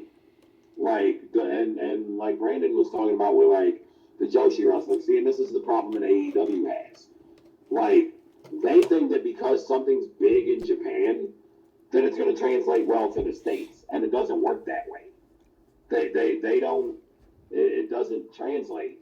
Kenny Omega stuck his finger up other men's asses in Japan. It's not going to translate to the U.S. Like, there's no connect. And Tony has bled the fuck out of New Japan. He has murdered New Japan. And people were talking about Tanahashi's last match. Oh, he lost to an AEW guy that gains nothing from it, but nobody cares. And then, they're using it again as a way to shame WWE because Shinsuke wasn't there. Like you said, Brandon, like, did they even invite him? So, the sickos, man, they're all kinds of fucked up. AEW would bring in somebody and treat them like they're, when the Butcher and Blade came in. Oh my God, it's the Butcher and the Blade. Who the fuck are these ass clowns? And then when you ask the sickos, they go, well, Google it. I shouldn't have to Google it. It is your job as the promotion to explain to me who these fucking people are. Why do I have to Google it? You're treating these guys like they're a big deal, and they're not. And I mean, AEW has this thing of a big debut with no follow through. So they've always done. They did it with Adam Cole. They did it with fucking Bryan Danielson. Everybody they brought in had no follow through. Like, you bring them in to this massive debut, and then crickets. I don't think it's an AEW exclusive issue either. I think WWE has a lot of that when it comes to talent as well. They have a lot more talent than they have TV time, and there's a lot of guys they don't book. You're talking about Julia not being over right now. She's been on the main roster pretty much a year, so booking has failed her. At that point, she has not been booked on the main roster like Stephanie has. And I know a lot of people are like, oh, well, Stephanie, is over with the Gooners because of one move. But that's not true. That's an excuse that people like to use. But there's so much a talent can do, but a lot of it has to do with the creative. And I don't know. I just see. I'm gonna make that. This is where I come to the Stephanie defense, and I hold Julia more accountable because Julia initially, when she came in, had more fanfare, had more of a push, and more goodwill than Stephanie could have even imagined having. And they signed around the same time, and Julia had more potential, but yet Stephanie went on a better trajectory. So we can't sit here and say, oh, the booking failed Julia when she had more going for her and a better head start than Stephanie, to where Stephanie pretty much turned apple into apple juice. But now it's pretty much the but DJ on roster. So but they both came up to the main roster at the same time. So if you push away the NXT part just based on their main roster being, and that's why they were specifically put on separate brands. And two, they have not given Julia the same kind of push and the same kind of trying to get her over in the same way that Stephanie was. They would never have Stephanie have a 90-second match. When Julia came in, she was already pretty much at that level. She was the top female signing. We're not going to sit here and act like Julia was just some schlub they signed off the street. No, she had giant fanfare behind her coming into WWE and NXT. And so much positive will with that fan base already, again, to where Stephanie didn't have that same goodwill. She was coming off of a good Mercedes match, and that's it. She wasn't touted as this giant free agent signing and this game changer that Julia was. And Julia hasn't lived up to set expectations. Like, she's gotten the chances. We can't sit here and ignore the NXT run when she pretty much was given the NXT Women's Championship off rip. Okay, but when she won the U.S. title, they did nothing with her, Julia. But it was just it was also a brand new belt that wasn't even really being established with the previous person who had it. So it wasn't really anything to benefit her. It was just something, to try to get her to cater to the fanfare behind her. But that shit has died a lot, and we can't sit here and act like it's just been the booking. It's just in WWE, you only can get over doing moves for so long. And then DJ, hold up. You also got to look at the fact of Stephanie's been taking English speaking classes. I don't know if Julia has. Julia speaks good English. Julia speaks really good in English, actually. I think she'd be slightly better than Stephanie. And if we're making a contest. And they both were taking English lessons in NXT. That's part of the reason they went to NXT, was to improve on the English before going to the main roster. But go on. No, just like in terms of Julia being slightly a disappointment isn't completely 100% on the booking. Yes, bad booking decisions do play a small part in it, especially with WWE 2025. Like, that's a given at this point. But I don't think Julia's a specific case to where we have to say it's all completely the booking, because it hasn't been. Because Julia had a shit ton of fanfare coming in when she got signed, and she had more upwards trajectory potential than Stephanie did. And Stephanie, pretty much they switched roles. Stephanie's in the role that Julia should be in right now, in reality. And Julia should be in the role, and Stephanie should be in the role Julia's in. But yet those trajectories and roles have reversed. We can't blame it all on just booking. A lot of it is Stephanie got herself over, and Julia just didn't. It's the way and the name of the game. But I think it's going to take time for her to get over, because let's be honest, Io and Asuka, they didn't get over when they came onto the main roster. That shit took like at least a couple of years for them to get over. I think. No, Oscar was definitely instantly over. EO Yes, was.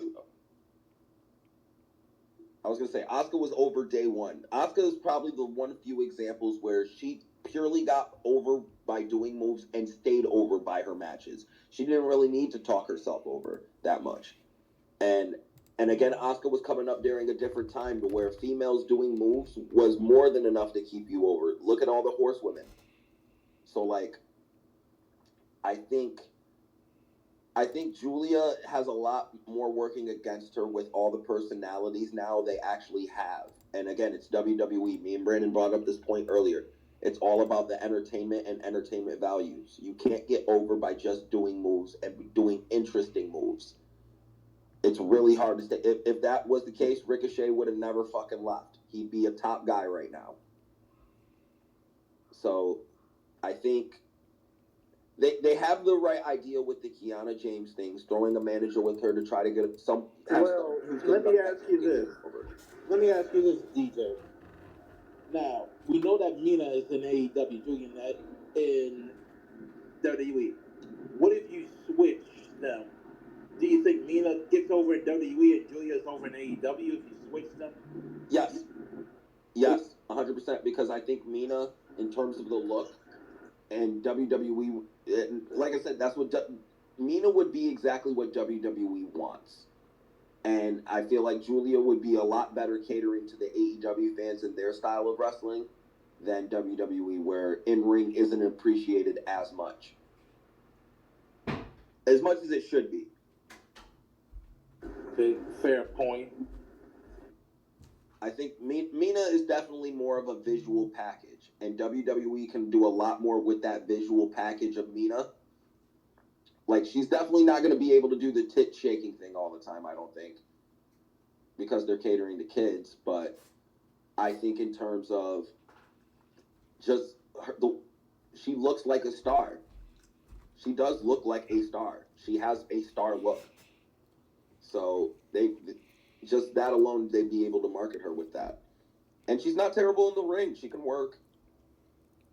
I think just as a quick defense of Julia, and I hear what you're saying, DJ, that undoubtedly it's not always just booking. I mean, we've seen plenty of times where they book people and push them really, really hard, and it doesn't matter because they can't wrestle or they can't, connect with the audience in some way.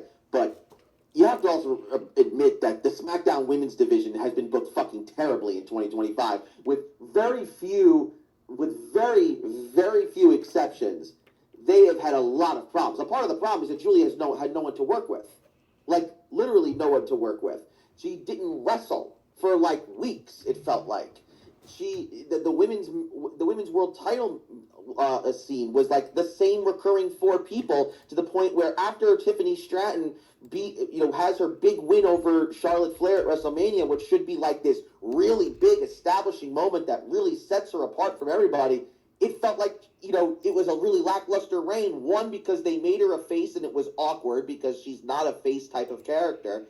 And two, like, she had no one to work with. And I think that Julia was a victim of that too. So I hear what you're saying. That of course it's not No, all and I but agree. I agree with that fact. You're not wrong in stating that WWE did a bad job of booking the women's division in 2025. And I say overall, in general, booking for WWE was bad for 2025. I've been the champion of that. No, you're not. I know you are. I'm not saying you haven't. I'm just saying that, like, especially for SmackDown though, because I mean, on Raw, the women's world title division, the world title scene is at least somewhat interesting. I'm somewhat fascinated by it. The women's Intercontinental Championship feels like an incredibly important championship to me. Like, I'm not saying the most important. I think that's only been since Becky took it off of Lyra. Let's not sit here and act like Lyra was.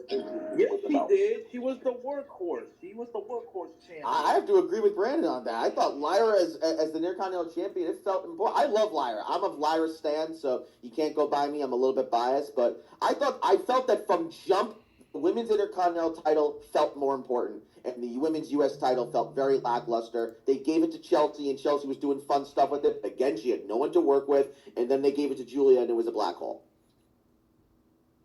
No, I agree. I'm not saying you're wrong, especially in terms of SmackDown, because SmackDown was definitely pushing people away with the lack of interesting things to do there.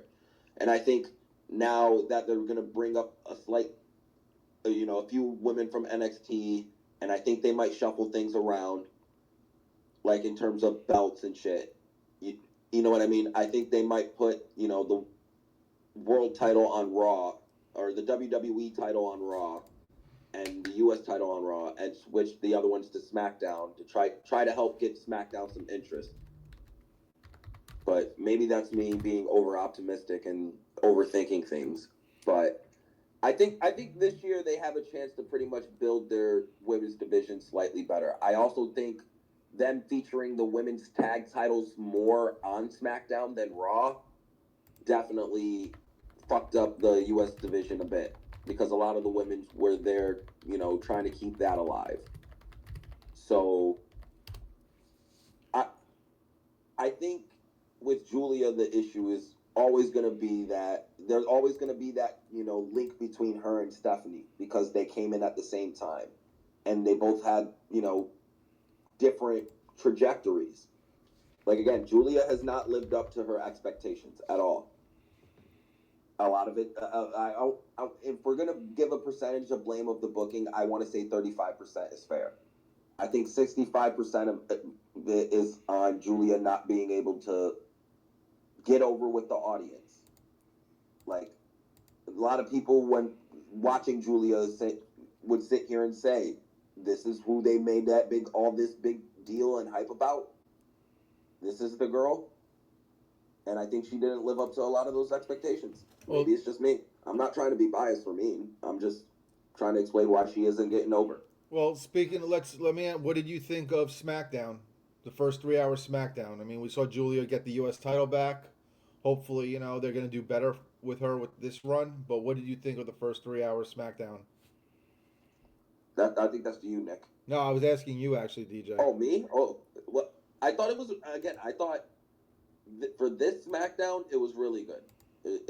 And there's also the caveat that it's extremely hard to keep people's interest for 3 hours, and they at least attempted to do it until the main event. I think Aleister Black and Priest main eventing wasn't the best idea. Me and Ropes argued a bit about it last night. I didn't really care at that point because, again, keeping people for 3 hours, I think WWE knows is a fucking impossible task. But putting them at the main event was kind of lackluster, but everything else leading up to it was entertaining, good, and accomplished something. I thought the match went way too long, the ambulance match. They had to kill time. They should have made the match shorter and they could fit something else in. I just felt that I just felt the match itself was too long. So it was just to fill time pretty much. And yeah, they're trying with Aleister and they're trying with Priest. Priest, I think, is a failing endeavor. Aleister, maybe. And then we got a bunch of new faces that came up. So, I think there's potential. I think it's a good starting off point for the new year for SmackDown, especially how bad it's been in 2025.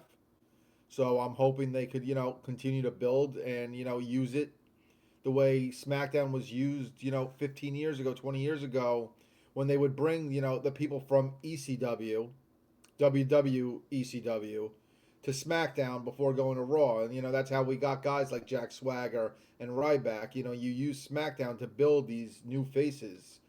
And I know, that was before NXT was really, big, but I think that's, something that they should use SmackDown to build these people up. My question is, if Jericho returns tomorrow, where do you insert him? Well, let's bring that up because Adam Pearce did his usual Sunday hype video, and he specifically was talking about who's going to break the walls down tomorrow. He's basically told everyone. So we're having Jericho most likely show up tomorrow, as was predicted. He's not going to be where are you putting? Hey, Jey Uso, Yeet 2J. I don't think we need to put him anywhere right now. I think you could have him return. You could have him interrupt a mid-card heel. You could have him, do his return in the mid-card heels, cutting some promo. shitting on Brooklyn, whatever it might be, all of a sudden the countdown starts. You could have Jericho, assassinate him on the mic, declare himself for the Royal Rumble. You have Jericho do appear in the Royal Rumble. He's got February booked. He's doing a European tour with Fozzy. So he's not going to be around for February. And then you could, then you have time to figure out where exactly you want to do with him for WrestleMania. Now the question is, do you do a actual retirement tour, or do you just keep him around for limited dates, limited appearances, and then use him every now and then? So Hold on. I would say that. I would say like limited dates. And then I got you, Jeff. Hold on 1 second. I got you. Just give me 1 second, because there's two things I want to say before my high ass forgets it. One, I'm probably going to be the only motherfucker who's going to be disappointed if we hear "Break the Walls" instead of Judas. If we don't hear Judas, I'm going to be pissed. I think you're gonna hear. I think his first appearance, you have to hear "Break the Walls Down" because it's more associated for WWE fans. But I think I want Judas. But after that, I think you could transfer into Judas. But I think you have. DJ, you know what they did for Matt Cardona on Friday? Yes, that's what I'm saying. You could tease "Break the Walls," do the countdown, but then I want to hear. Okay, I will be so behind it. Second of things, even start "Break the Walls Down," just like "Break the Walls Down" and then go into Judas. and in terms of who Jericho should be getting into anything with, I'm kind of with Brandon. He shouldn't be doing anything. Have him come out, interrupt a heel, just show that he's back, hit the code breaker, and then tease everything up to Rumble. Let him. I think he's signing a multi-year deal, and he's going to work like a Randy Orton type schedule. There's no way Chris Jericho's not having his last match before Saudi Mania. I promise you that. Right. He's definitely going to be around for at least that. So we're getting at least 2 Manias out of him. DJ, I said he's gonna be on a Randy Orton type schedule until 2030, because you do 2030, you can promote it as 40 years to Jericho. I don't think he's going until he's. I don't think Jericho's got 2 more, even on a limited schedule, has 2 more years left in him. No, he's talking 4 years. He'll do everything in his power to get that Saudi fucking paycheck, and then after that, he's riding into the goddamn sunset. Jericho's not going to be wrestling until he's 60 years old. He's 55 now. There's no fucking way. You're talking about 2030. There's no way. It's freaking. Maybe he could go to the Hall of Fame in 2030 for the 40 years, but there's no way he's going another 5 years at 55 years old. I see a lot of the, we got receipts, because now WWE fans are all excited for Jericho. The problem with the thing with Jericho is it's not so much that it's excitement now. He's in WWE. He's great all of a sudden. No one thinks he's great. Jericho is the character is what WWE fans remember, and that's what it's about. It's about the character. No one thinks that Jericho's going to be putting. Jericho was really fucking good. No one's, Jericho's not going to be putting on 5-star classics, and a lot of the last couple of years in AEW has been really bad creative when it comes to Jericho and his character, and I think that's a lot of what turned people off. The learning tree, like he said, the first Dynamite, that was the Jericho's little line. That's some bad creative. That's what that was. The last couple of years of Jericho has been very bad creative in AEW. I don't think it even has to do so much with his in-ring work, because he had a pretty decent match with Bandito for the ROH title. So it's not that Jericho can't, put on a decent match, but if the creative isn't there, he just sucks. Especially if he has say in the said creative. And I think, like I said, in WWE, they're going to keep Jericho away from his worst instincts and ideas. Like, I think he'll be able to have say on who he's working with. Like, I'd rather work with such and such and try to elevate such and such, or latch myself onto such and such. Don't be shocked if we don't see a Kevin Owens versus Chris Jericho match during the retirement tour. But I'm trying to think. Do a Jericho KO tag title run. There you go. I'm trying to think though. Who could he intermingle with though going into Mania to make it interesting? I would say his first feud should be against if you're not gonna have Dom and Finn, you can do Judgment. You can do Jericho and Finn. Yeah. There we go. That's perfect. Have Dominic come out, cut some fucking promo in Brooklyn, get booed out the building, have Jericho debut, and start fucking with Dominic. There we go. Do you like bring Jericho in as a babyface? For now, yes. You have to. He's not gonna get. He's gonna get a babyface reaction. I mean, you gotta. I mean, anyone who returns after 9 years is gonna get a giant babyface reaction. Especially someone of Jericho. So you have no choice but to do that. But I also don't think he's gonna be exclusive. He's gonna be one of those free agent guys. So I think you could see him appear on SmackDown, maybe get in it with a Matt Cardona type thing. So I think there's different options for Jericho. And I don't think he's going to be exclusive to Raw or SmackDown.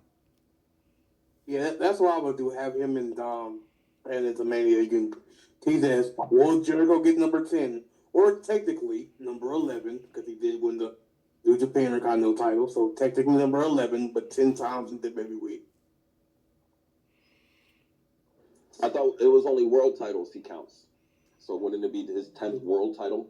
Well, with WWE has brought up Chris Jericho as a 9-time Intercontinental Champion, so you can have Jericho coming back to say, I want to be the greatest Intercontinental Champion of all time. But isn't Dom hurt, or is that just a work? No, That's just a work.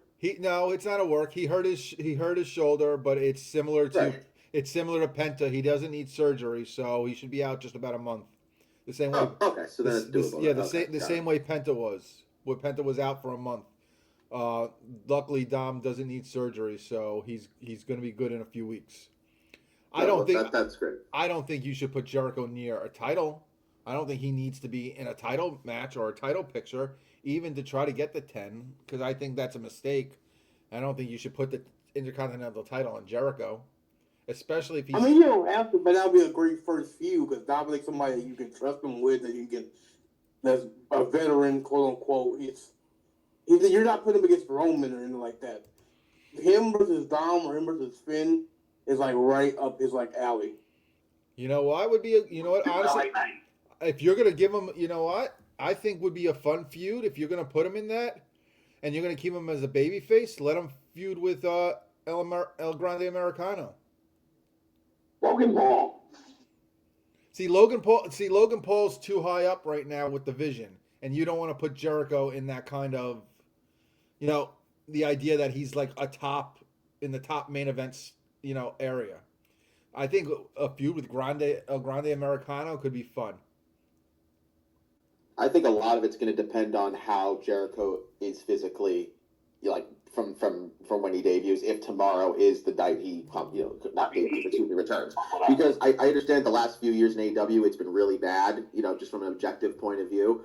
But I don't think he's going to put himself in a position to be embarrassed in front of a larger audience by coming back and being subpar. So I think that if he comes back, like he's doing it because he thinks he can go, and maybe they feel like, hey, we can like do a Randy Orton kind of thing where we can put him in like a decent size, feud because he can handle it. And then he goes away for a while, then comes back and does it again. And he does have the name value. And that's why I say you have him work the WrestleMania, Rumble, SummerSlam, Survivor Series loop, not the bragging rights or Joe Schmo up the road in Indianapolis, Indiana. You don't have him work those. You just have him work the Big Four loop. Right, but he could Sonic shows. Well, yeah, that's where he's going to make his money. So, but as far as Jericho goes, I think the WWE style, which is more, like I said, storytelling, and even the in-ring style is, slower and more of a, psychology and more of a storytelling when it comes to the wrestling, works for Jericho's benefit, especially at 55 years old. So I don't think he's going to have to, try to work to match a guy like Bandito, where, the guy's going to be going 100 miles an hour. Even with some of the, younger guys they have now who, I still think you can still level up to where Jericho is, where he won't be exposed too much. If you want to level up and be exposed to where you are, you can go to Bluetooth.com. Promo code the Jet, all capital spaces, 20% off. There you go. You know what I thought about though? When you brought up Dom, Who says that the feud has to be over the IC title? Well, he's the IC champion, so why wouldn't it be over the It's IC also the title? Triple A champ. I don't know. Are you going to bring Jericho in just to go to AAA? Yeah, that wouldn't make no. Yeah, just No, like because the type of guy Jericho is, I could see him doing short stints in both AAA and TNA. I they think. wouldn't sign him just to put him in TNA. Yeah, He I wouldn't go to TNA. think we got to get He's the. not just going there. We got to get He's the. not just going there. He's going to do short stints. I think we got to get the TNA idea out when it comes to Jericho, because you're not going to be putting main roster guys in TNA. The deal with TNA and is with NXT. You know, it was one thing when you had AJ up here, just that was simply because of his history with TNA. But you're not having main roster guys showing up in. I think they could now that they're on AMC. Now that they had more eyes on the product.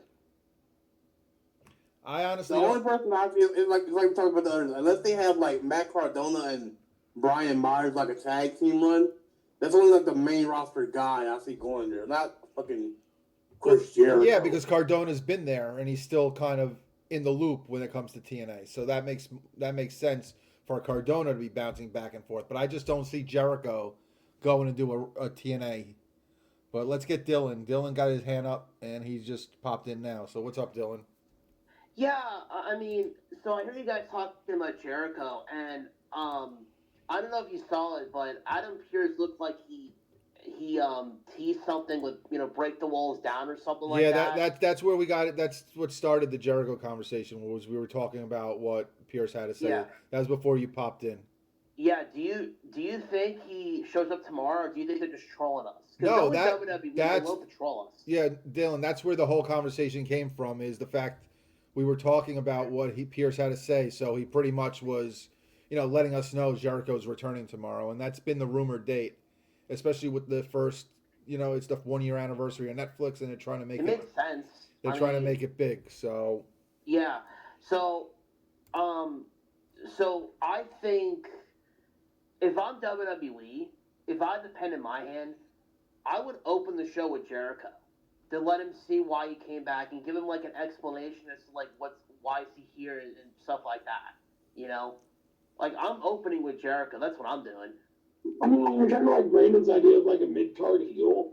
Yeah. Like going out and just talking shit, and then, yeah. Yeah, because, I mean, kind of like what they did a few years ago when The Rock came back with Jinder Mahal. yeah.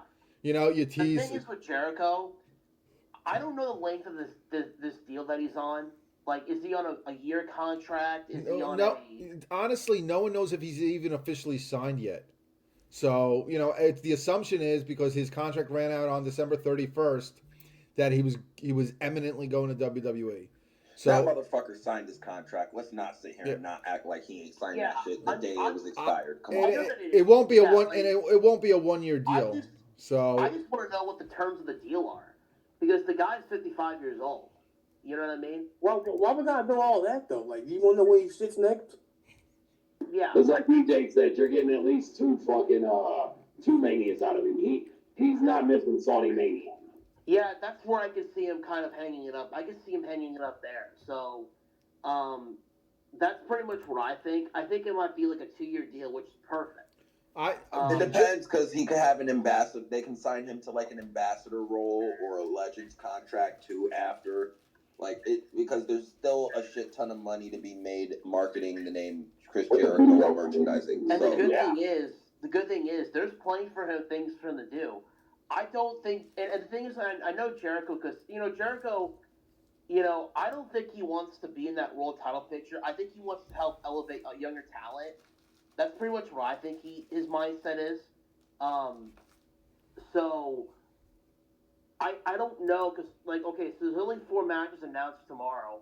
3 of them are women's matches. The main event, I even seen people throw around the idea that Jericho could join the Vision. I don't think we need to see Jericho in factions anymore, to be honest with you. Jericho in the Vision makes no sense when the whole point of the Vision right now is supposed to be, the present and future of the company. Yeah, so, I just don't know if he's coming back as a heel or a babyface. Well, like we said, his tomorrow, assuming he's there tomorrow, is going to be as a babyface because you're not gonna not have a huge reaction to him returning.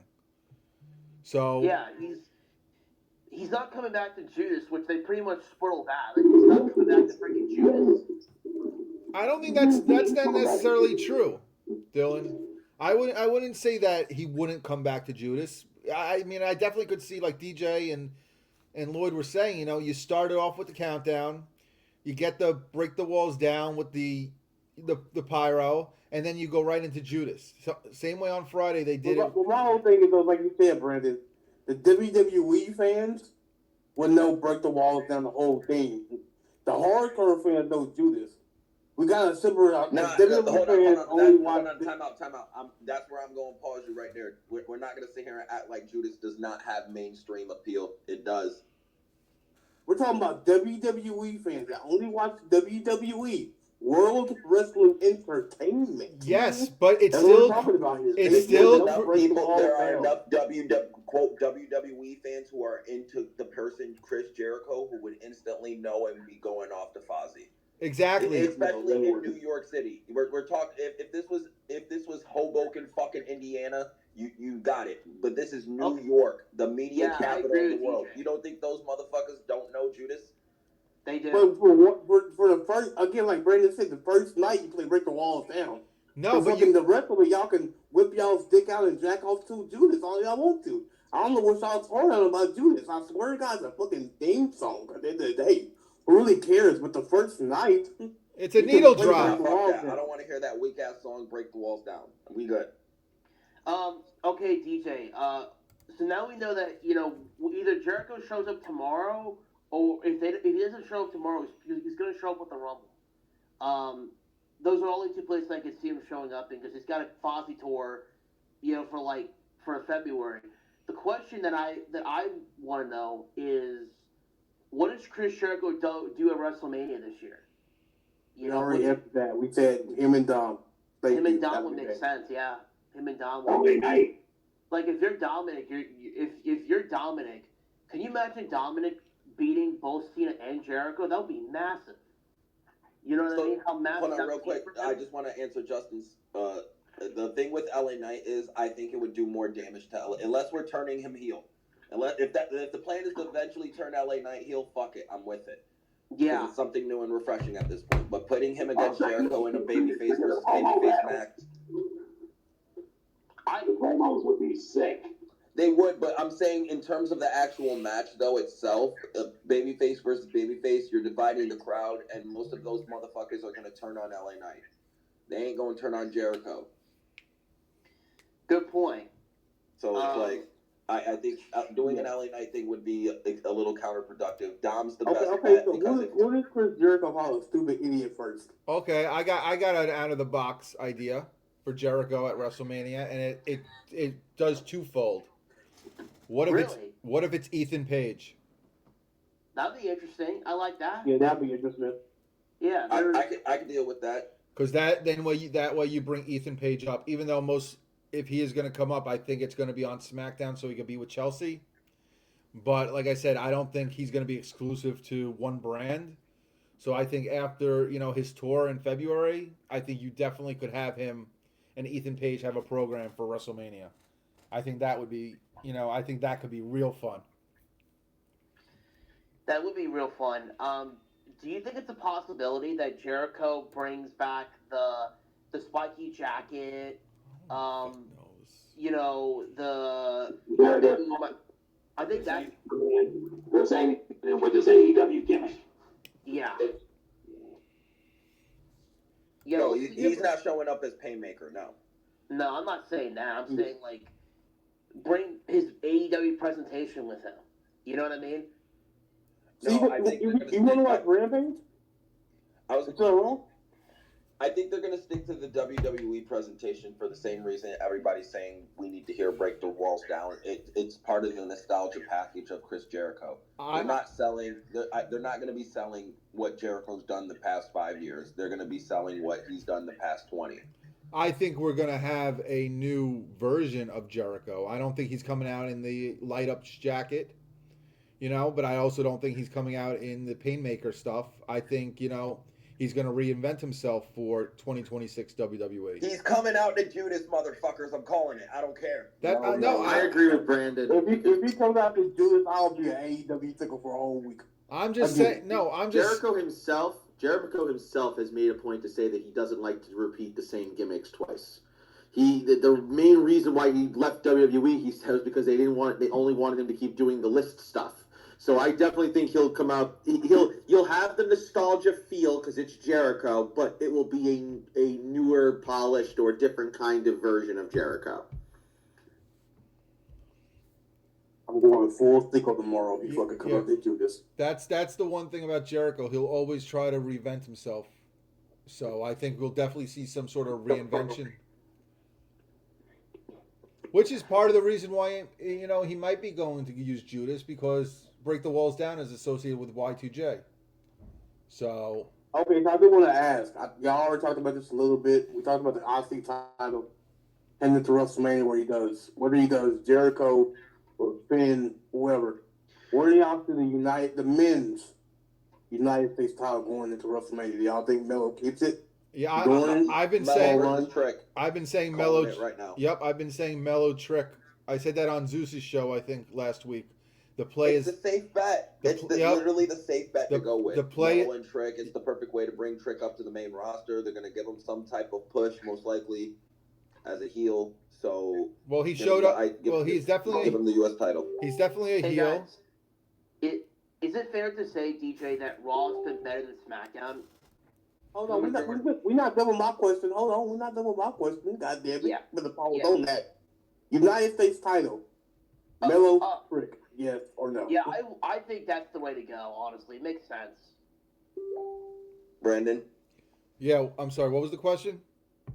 What's Melo's plans with the U.S. title going into Mania? Well, I agreed. I think it's going to be Trick and Melo. I think that's a safe bet. That's the play. Well, where do you see Rumble?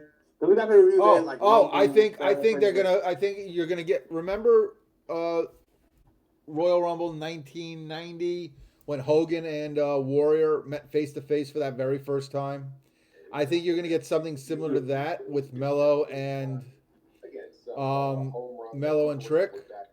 I think you're going to see them face to face, and just before they touch, I think other guys will come from behind and interrupt it. But I think there's a lot of history that you could use from the NXT stuff, and a lot of video packages, and that you could make it really interesting going into WrestleMania. All right, that's it. All right. Who had the next question? I did. Go ahead. So, would you agree with me, DJ, that Raw's been better than SmackDown at times? I think that's kind of obvious to say. They've been putting more in, but in WWE's defense, they're putting more into Raw because they're getting more money for it. Yeah. So because they need to do the same thing with SmackDown. Because tomorrow, because again, I think Raw has better storylines overall. And we don't know what Jericho is going to be doing if he shows up tomorrow. Speaking of matches, I see people throwing around Logan Paul as potential opponent for Jericho today. It was something that people were saying on Twitter. What are your thoughts on that, DJ? Because I don't know, man. How do you feel about Logan Paul as a wrestler? Would you want to see him against Jericho? It's not that we're going to see it happen. Jericho's going to find a way to latch himself onto Logan Paul. It's not a matter of if, it's a matter of when. But Logan Paul as a wrestler in general, he has exceeded all expectations as someone who's a celebrity. He's the best celebrity to ever wrestle. Yeah. Hands down, there's none ever been more naturally talented and gifted at wrestling. Something tells me that Jericho, and I think Jericho is very smart, and he's been in this business for a very long time. I think he really wants to wash the bad taste out of our mouth after his stunt in AEW, DJ. I think Jericho's got something to prove, he's gonna want to go out there and just prove the critics wrong, Do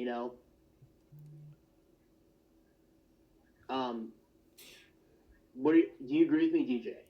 No, my bad. I was letting you finish. Yeah. Yeah, yes and no. I don't know. I think Jericho in the ring has definitely lost a step. Yeah. And I don't think him getting into better shape is going to help him get magically better in the ring. I think the issue we have with Jericho is when he debuts, when he returns, that's as over as he's going to be. He's not going to get more over than that. Yeah. You're playing a game of diminishing returns after that. So it depends on how long they can milk the cow. Like, bring him back.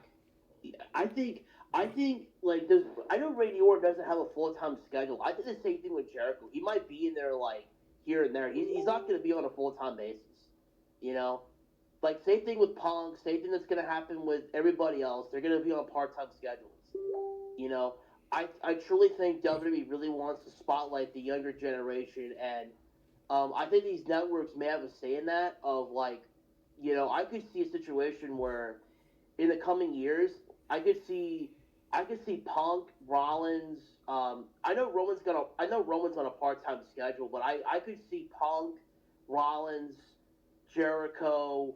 Uh, I know Rainey might be on a part time schedule.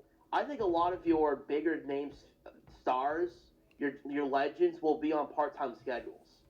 You know, because I think the WWE is their main priority. I think it is like, yeah, like you may rely on them, but I think to them, I think they are understanding that we need to start showcasing our younger talent, and we need to start putting a focus on the next set of guys that are going to be in line, because you know a lot of you know, like you said, you know, like I feel, you know, like we got John Cena retired. He retired last month.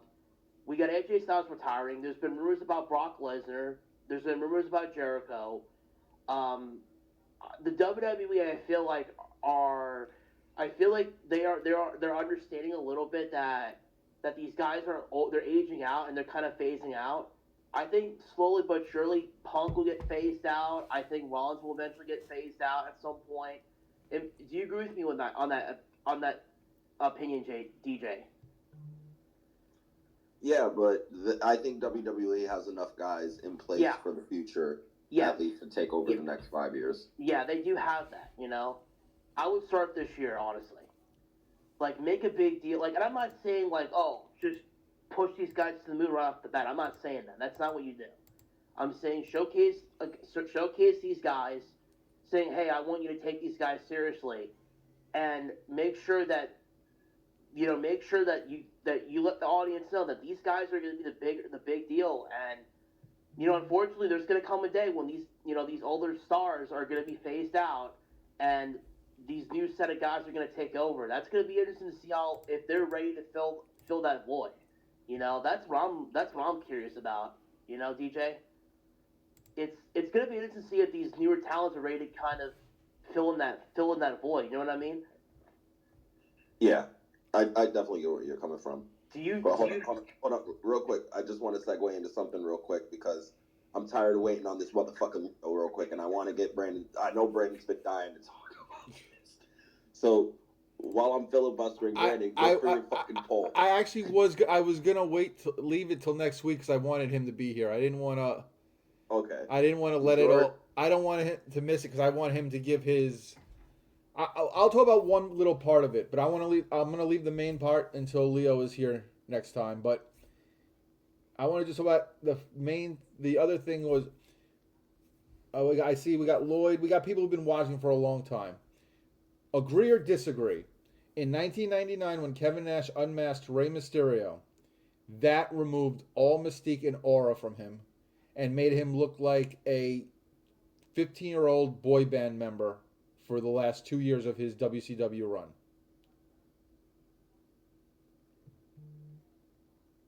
I feel like that's kind of shifting from the actual how the argument really started. But no, to that point, you're right. Rey Mysterio did lose a lot of aura and mystique when he took off the mask because Russo and Bischoff were both idiots and didn't understand what taking the mask off of a luchador really meant. And they didn't know the irreparable damage they were doing. But I don't think it killed Rey's career. It wasn't career killing. It just definitely took a lot of his luster No, off. no, I'm not saying it killed his career, but to claim that he didn't lose mystique because he was still Rey Mysterio, it literally stripped him of his identity. So it's he basically became almost like a teenage raver. He had he wore the devil horns, he had glow sticks or whatever bullshit. So but the main point the main argument I had was the fact that I say that Rey Mysterio in 2025/2026 is washed as a performer in the ring. And I said that Okada is actually better in the ring than Rey Mysterio.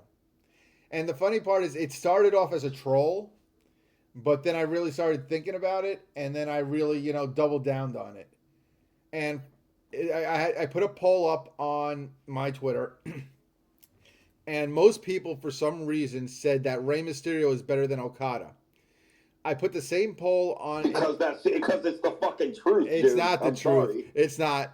And then I put the same poll in my Facebook group, and more people said Okada than Rey Mysterio. So you don't think DJ? You don't think Rey Mysterio right now within the last 5 years has become washed as an in-ring performer? Not more what? Listen, I'm answering your question. Don't try to change the question. The real question you're asking. Not more washed than Okada. Rey can still go to a high enough level to where he can get by as Rey Mysterio of old, present, past, and future, to where Okada is literally a fucking shell of himself. By the way, like literally a shell. The poll on my Twitter out of 58 votes was 69% for Rey, 31% for Okada. And and we're talking purely in ring and presentation, like right. I'm not talking about if Rey Mysterio is a god in Mexico. I'm not saying who's the bigger draw. I'm talking strictly from a performer standpoint in the ring. And I'm telling you right now, you can get a better match out of Rey Mysterio than you can Okada, 100%. See, I don't buy that because we've seen Okada put on good matches in the last month in the C2. So to say that, and I don't think we've seen anything out of Rey in a long, long time.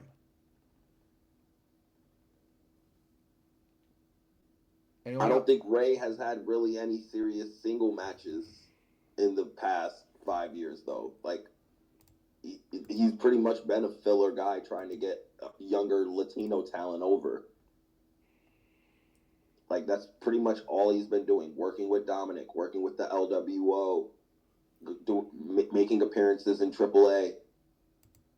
So, I wouldn't say Rey, like I said, in terms of Rey Mysterio, you're getting the same quality of Rey Mysterio match as you would 10 years ago with Rey. I haven't seen that much fall off in his game, other than his knees aren't as good as they used to be, which is expected for a guy who's been wrestling for over 30 fucking years. So, at the rate he's wrestled as well. Like, no, I don't think Rey. Oh, he's here. Oh, he's here now. He finally showed up. Let's go. We can't dive in on this now. So, he did. He heard us. He's back. But like, in terms of, I can't say that Okada is better in ring than Rey Mysterio. I can't. Based on what I've seen. What the fuck y'all talking about? Brandon put up a poll yesterday because him and Leo got into it in the group chat because he was trolling Leo, and he said that Rey Mysterio in 2026 is more washed than Okada. Yo, that's a bunch of fucking cowards. It's bullshit, right? 100% bullshit. It's not, and it is the main point. This was the main point.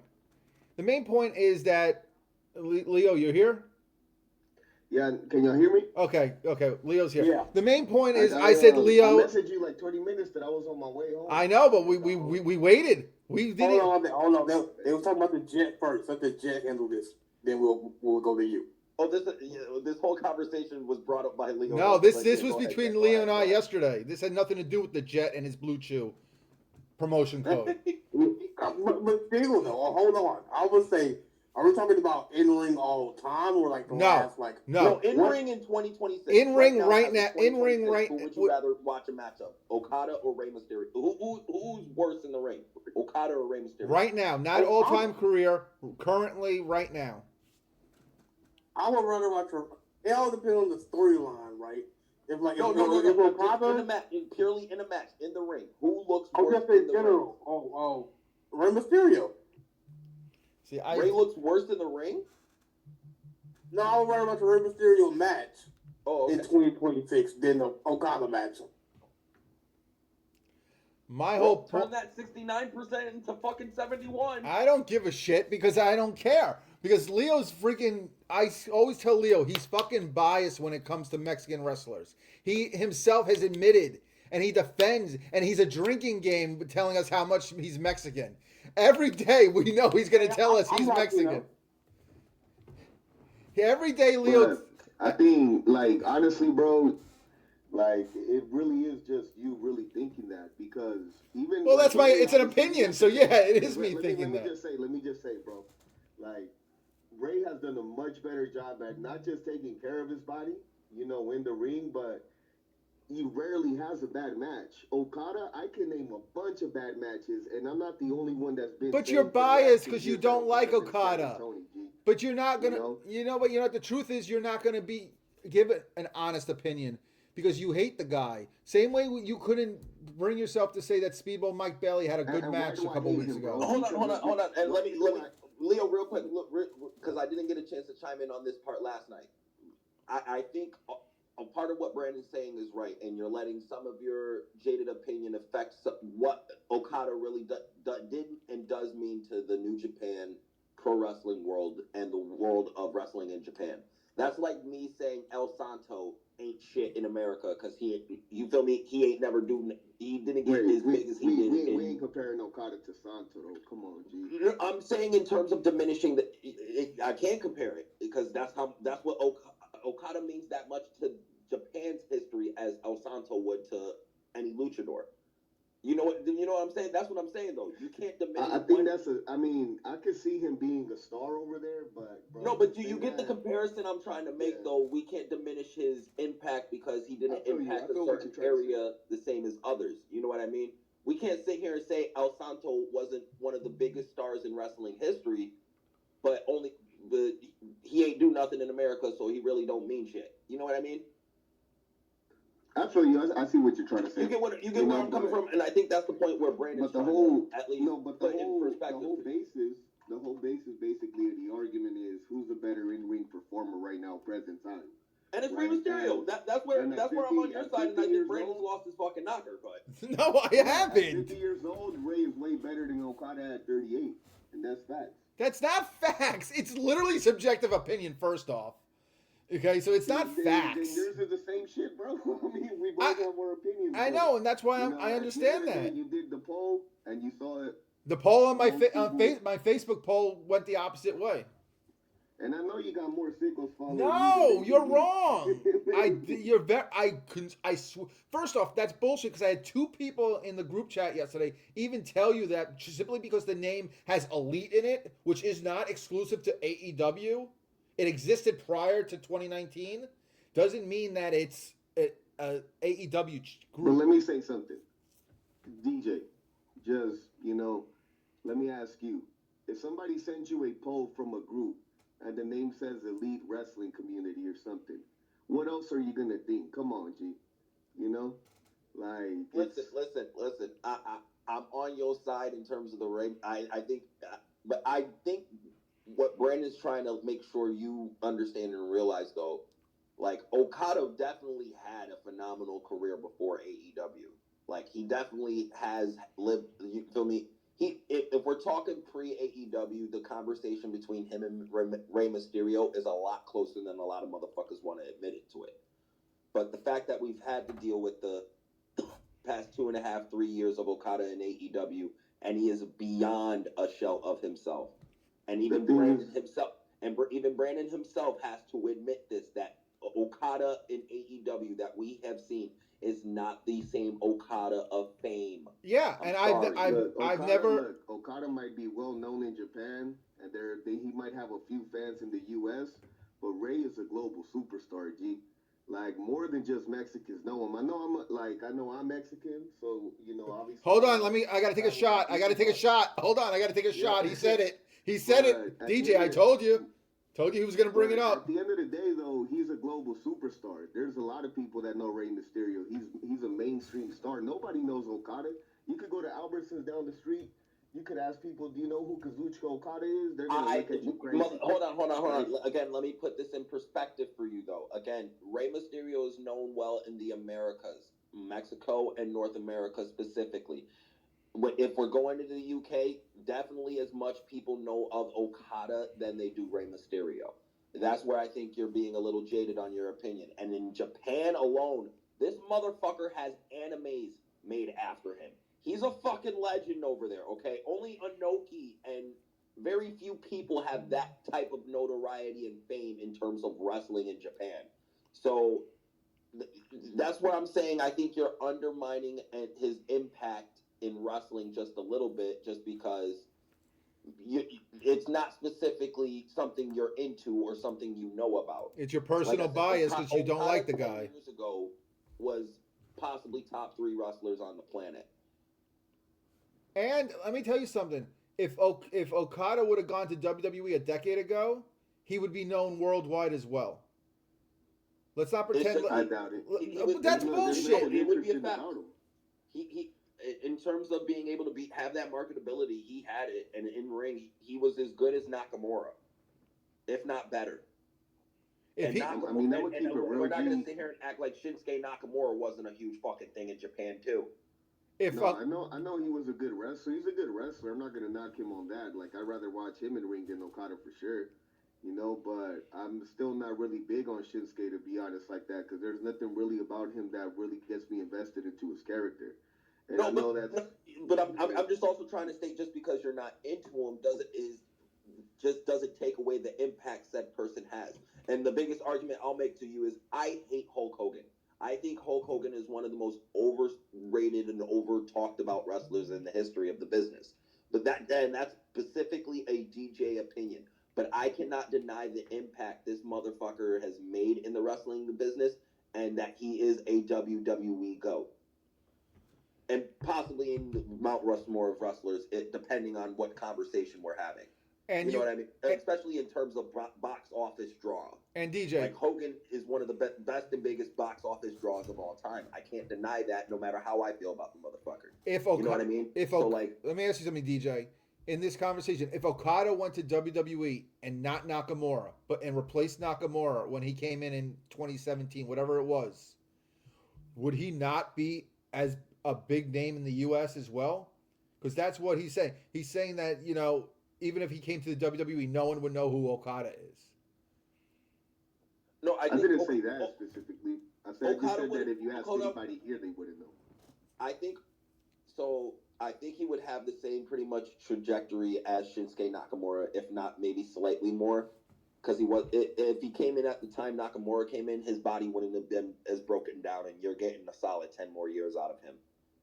And so I can agree with your point on that one, Brandon. I just, like I said, I'm trying to be captain objective here, because I think Leo is ignoring the actual impact Okada has not only on Japan wrestling, but wrestling as a whole. And I also think you're bonkers in not realizing that motherfucker Okada is also a shell of himself, beyond a shell of himself. Where Ray can still pass off and get by as Rey Mysterio. He's a shell of what he was in Japan, but Rey Mysterio is a shell of what he was 10 years ago. Ray has not, and that's why I disagree with you. I don't see that. Ray can do all the same shit he did 10 years ago and pass it by. Maybe not at the same rate that he used to do it, because again, he's been at it for 30 fucking years. But Rey Mysterio can go out there and have a solid match. And if he's working with the right person, he could steal the show. Like, if right now him and AJ were allowed to just go out there and have whatever that match they wanted on a pay-per-view, it'd be possibly one of the best matches you ever see Rey Mysterio have. It wouldn't That's be not- Ray and Kurt at SummerSlam, but it'd still be really good. You know what I mean? I also think the dance partners that Ray's been working with has a lot to do with, you know, how good his matches have been. Again, I think a lot of the matches he's had over the past few years with the LWOs, the Santos Escobars, and all the likes of those guys and shit is more giving those guys on the job training to how to get over as a luchador in America or working a lucha style in America. Well, the thing that we got cleared up is just the whole basis of the argument today was just who's a better in-ring talent, right? 2026. Okada or Rey Mysterio. The clear answer is Rey Mysterio. It's not the clear answer. First off, it's Hold on, real quick. Hold on. Let's ask a non-biased party. Nick, Okada or Rey Mysterio in ring in 2026? Talking me, Nick, or I didn't know if it was the other Nick. Yeah, I thought he was my in bad. for. Yeah, it's only you. Okay. Fuck. This is because I'm gonna say Ray just because I think he because he concerts himself more. I think Kenny wrestles. It's hard because they're completely two different kinds of people. Ray is a special attraction. Kenny is still considered a main. No, not Kenny. Sorry, not Kenny. I'm sorry, I'm gonna get mixed up. That Okada is that Okada is still. Hold on a second. Wait a second. I don't know. I gotta think We're about this. talking right now, 2026, not taking anything in the past under consideration. Right now, if you got one choice to watch a match, who do you think is going to give you the best entertainment value in a match? Rey Mysterio or Okada? I mean, Okada did a really awesome thing last night at Wrestle. Am I getting people mixed up? Am I stupid? It's Sunday, so I can be very dumb. I mean, technically this morning, but yes. Technically this morning. Okay, so thank you. Okay. No, I mean, man, this is fucking hard. No, I'm sorry. I'm gonna say Okada. I'm sorry, because I think that they're just two different people. Again, I don't think Rey Mysterio has lost a step in the last 10 years. I think if you look at Rey Mysterio in 2015 and Rey Mysterio in 2025, he could do everything that he did then. But I mean, Okada just like what we saw last night was very special. Could Rey do that? I don't know, maybe. If he had the right dance partner, maybe. But they're looked at as two different kinds of talents. Rey's a special attraction. Rey's a special attraction. But see, at least you're coming in with logic and not going in saying Rey Mysterio is washed. He's been washed for 10 years. I don't think he's washed. I think Rey Mysterio is who he is. Brandon's just coming in illogical as fucking and just doubling and tripling down on his fucking half-assed opinion that he was doing just to troll Leo. Because there's no way you're sitting here saying Rey Mysterio is what. I can agree with your opinion where you're coming from. Because Brandon also has brought up Okada has had a couple good matches of recently. So when he wants to, he couldn't put in effort. Yes. It's just the difference is Ray's more consistent with it. Ray, like I said, and Ray's been doing on-the-job training at least the past 2.5, 3 years. He hasn't really been, out here trying to have 5-star matches and bangers and let's give everyone the best. And he's been a tag team specialist. If it wasn't with his son, if it wasn't the LWO, if it was... You see what I mean? That's exactly. So I'm like, I'm not going to hold that against Ray in terms of his in-ring quality, because again, I don't think he's lost a step in terms of doing what what you expect Rey Mysterio to do in a match. You know what I mean? He does. Yeah, I haven't seen enough Rey Mysterio singles matches for me to definitively say one or the other. I think if I'm just looking at the body of work we have in front of us in 2026, I think Okada. I give the edge to Okada only because he's been doing more single stuff and he's been, that's just what he's been doing. Ray has been on and off again doing tag team stuff. He had, besides his matches with his son, I honestly can't even remember the last Rey Mysterio singles match that was removed of his feud with Dominic or something like that. I really can't think of something. Maybe it was him and Escobar. Which is another point I made about Ray is that he's been riding his son's coattails for the last 5 years. Logan Paul. That's right. That's true. He did wrestle Logan Paul and Raw. You're right. See, it wasn't even memorable. He couldn't even remember it. It was less than a week ago. Now, DJ, The let thing is, like, oh, go it's ahead. not. I think because that was just a filler match anyway. Because at the end of the day, See, you now we're gotta making also excuse. That understand, was just a bro. filler match. Now we're Nah, just but that's moving a no, but let me, goalpost. bro. You're not even letting me explain though. You know, like, dang. The only thing I'm saying, G, is like at the end of the day, we saw what that match was. It was just to elevate a story. That's it. That's his role right now.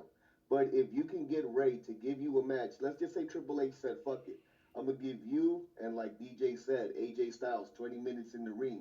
I guarantee you, you're gonna see a much better match with Ray versus AJ than you would with Okada versus AJ. G. Okay, so on your point, if the last 2-3 years has just been Rey Mysterio doing filler matches, then my opinion of that and what I've seen is not as I didn't say crazy. all of them. But I just they said but they that pretty one. much have been. DJ even said it. He's been doing tag teams and on the job training for LWO guys. So if you've only been seeing the last 3 years of Rey Mysterio doing these lower card tag matches or just being out for 9 months due to an injury, to say that he's been better recently than Okada, my opinion isn't that crazy then, based on what we can see. No, I know what I'm seeing, bro. But we've also brought up the fact that you're jaded in the way you're looking at certain things. You said that Okada is nothing in Japan. No, when did I say that? Last I didn't night. say he's nothing in Japan. I said nobody would know who he is over here. If you ask anybody here, he's only known in Japan, is what I said. I said, but if you come over here to the U.S. and you ask a random person on the street, hey, do you know who Kazuchika Okada is? Nobody's going to know what the fuck you're talking about. No, If you bring up Rey Mysterio, and that's where I had to correct you in saying that's kind of a you know, just limiting it. Because yes, if you're asking an American wrestling fan, they're not going to know much about Japan. But if you're asking someone in Mexico, UK, Japan, or around the world, a lot of people would know the name Okada. So that's what. This is hard because wrestling's so subjective. I mean, what I think is a great match is different than what you, DJ, think is a great match, or what Brandon thinks is a great match, or what Leo thinks is a great match. So it's like, if I said, okay, Ray, you're gonna have a match with AJ Styles for 20 minutes. Okada, you're gonna have a match with AJ Styles for 20 minutes. They'd be two completely different matches, and I think they both would be great, but they'd be great for different reasons. It's completely different styles. It's completely different. I only got into this argument because I heard Rey Mysterio and Washed, and I was like, blasphemy. Okay, especially over Okada. Again, I agree with that. I feel like everyone, not even everyone, but specifically Brandon is ignoring the fact that Okada has been beyond of a shell of himself, and we have to apply the same logic to Jericho as we to Okada. Jericho has killed a lot of his goodwill in the ring, at least the past 5 years. We're not going to sit here and act like, you know, after the nostalgia pop, people aren't going to remember what Jericho was in the ring. So, and it's the same thing with Okada. Like, Okada used to be good. He used to be phenomenal. Again, top 3 in the world 10 years ago. He's nowhere near that guy. He's not even top 3 in the company he's currently working in. And I'm not disagreeing with that part. But to just simply say that he's completely washed while Rey Mysterio is still the same guy from 10, 15 years ago, I feel is bad faith. but bro, you really believe Rey Mysterio's washed? There is nothing about Rey Mysterio in 2025, 2026 that makes me want to watch a match. There's not, and it's not hate. It's one of the Rey Mysterio, no matter what, has not been one of those characters I've connected with in all this And that's time. what we can say. That's what we can say. I feel the same way with Okada. There's nothing interesting about him. But the All his difference, you matches know what the are difference same. is? He moves very slow. Right, but you know what the difference. Hold on, let me just stick to because that's more towards entertainment and personal subjective opinion. I'm trying to keep this to as much as right. an objective. And I just want to say argument this for me one. as You're right. I possible. want to say this one point. But the difference is, even if I can't connect to a person, I can still be honest about what I see them do. Just like I did with a couple weeks ago with Speedball Mike Bailey. I'm not a fan of his. I see nothing in him. He does nothing for me. But we argued that he had a great match, that one match. And you can't take away a good match from someone simply because you're not a fan of their connection, of a connection with them. And that's the thing that I'm looking at. I'm not looking at it, I never connected with the race, so he automatically sucks. I don't connect with freaking Hangman Page, but I don't deny that he's a top star in AEW. You can't deny that. Whether you like him or not, he's still a top star in AEW. I can see Rey Mysterio for what he's done and what he is. I'm not denying that he's a major name around the world. I'm not denying that he's a Mexican icon. None of that stuff. I'm talking specifically from an in-ring skill standpoint. Nothing else. But I'm to sit here and say from an in-ring skill standpoint that Rey Mysterio is not only washed, that Okada, the guy who literally checks in about 80% of the time, we're not going to sit here and tout him for having 2 good matches when he's worked 35 plus matches this year. That means he still has 30 matches that were fucking awful and dreadful and dreary and lackadaisical at best. Like, we can't sit here and ignore that fact. Rey Mysterio has not had a single bad match or anyone saying, oh, that was a terrible Rey Mysterio match. Right, none of them has stood out, and you're right in that argument. None of them has stood out at all. You're 100% right. All but I to sit here and say he Well, this is where is worse than Okada or less consistent is, I think, wrong. All I'm going to say is Uncle Dave told me that Okada's had more 5-star matches in the last 20 years than Rey Mysterio. Okay, you're just trying to troll now. that was crazy. All I know is Dave said that Ray hasn't had a 5-star match since 1997. But Argument's over. I win. Let's go back to that topic of Aura, however. Okay, yeah, because that was right. We were talking about that right before you came on, and DJ. At least I have DJ on my side on this one. When Rey Mysterio got his mask removed in 1999 in WCW, he lost his aura and mystique as a character. It doesn't matter what he did in those final 2 years without the mask, with the filthy animals. It doesn't matter if he cut a needle drop with Conan and a great rap. The Rey Mysterio that everyone knew and was attracted to was gone. And you had a guy who looked like he was 15 years old trying to be in a boy band, cover band. That's a fact. All right, so this is where I want to be up front, right?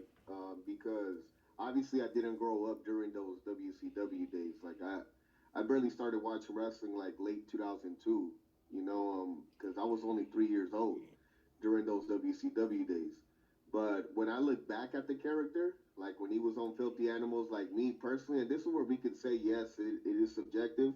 Like, I could understand you guys feeling that way, but when I look back at the character, I feel like the character was just ahead of his time, because the thing is, like, the way he would talk was the slang that, us Chicanos use and everything. So he would like vibe with the people, and I feel like WWE would have probably done a better job at capitalizing that, because we all saw what WCW thought, essentially a lucha with Bischoff and fucking Russo, over the years. But I feel like it was a little preview of Dom, because Dom does get a lot from that character, a lot of the way that he talks, and a lot of the slang that he uses, right? Is the one that Filthy Animals Ray used. So when I look back, to be honest, like me personally, I like the character because I appreciated that we did see a different side of Ray that we would have never seen. But I mean, I'm just probably saying that because I am a hardcore Ray fan, Yeah, so. but you saying that Dom took parts of his Filthy Animal character doesn't change the argument, and that's about whether he lost his aura and mystique by getting the mask removed, and that he did. I mean, you guys grew up during it. You guys were probably able to see it, but when I look back at it, I don't see how that would have affected it, to be honest. But like I said, maybe I'm just saying that from personal perspective. Hold on, let me explain to you at least a little bit in context, because at least the basis of Lucha Libre, right? What's the number one rule of Lucha Libre? I mean, the mask. Of Respect course, the mask. Respect the mask. The one thing you don't do with Latin superstars and Latino heroes is, especially masked ones, is either demean them, make them lose clean, or take off the mask. Absolutely. With the audience Rey Mysterio was bringing in, and the people they were catering to with the cruiserweights and the Lucha Libre style and the high flying. That's like think about it like this. That's like them just coming out of nowhere and taking the mask off of Tiger Mask No, I get or you. I get Jushin it. Thunder Liger. You know what I mean? It takes away the aura and the mystique of the person behind the mask. And so it's like, it wasn't just what? Ray. That same argument goes with Juventud Guerrera and Psicosis. Every luchador that Bischoff and Russo. I don't think Russo was even there yet. So I'm not going to put that on him as much as I can't stand the guy. But every single luchador that they decided to unmask during that time lost all their aura because you took What away. I will say is, because growing up seeing 2002 Ray, like, it wasn't as available like the internet to me as a kid, to go ahead and look up how he looked after a mask, because I think that's like something that a lot of the hardcores know.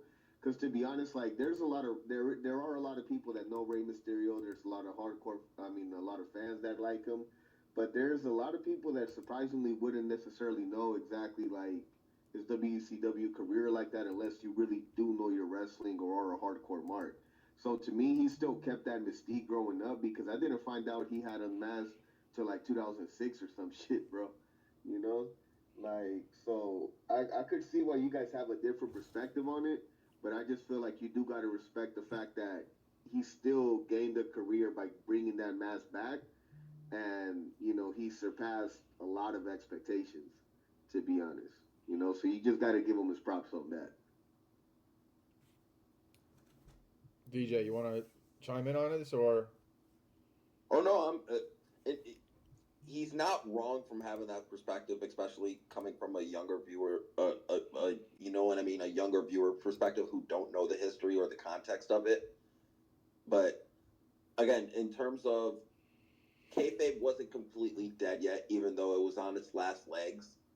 You can't sit here and act like them taking off the mask. If you know the basis and foundation of Lucha Libre and not see the impact of Bischoff taking the mask off of Bray and killing the Mystique.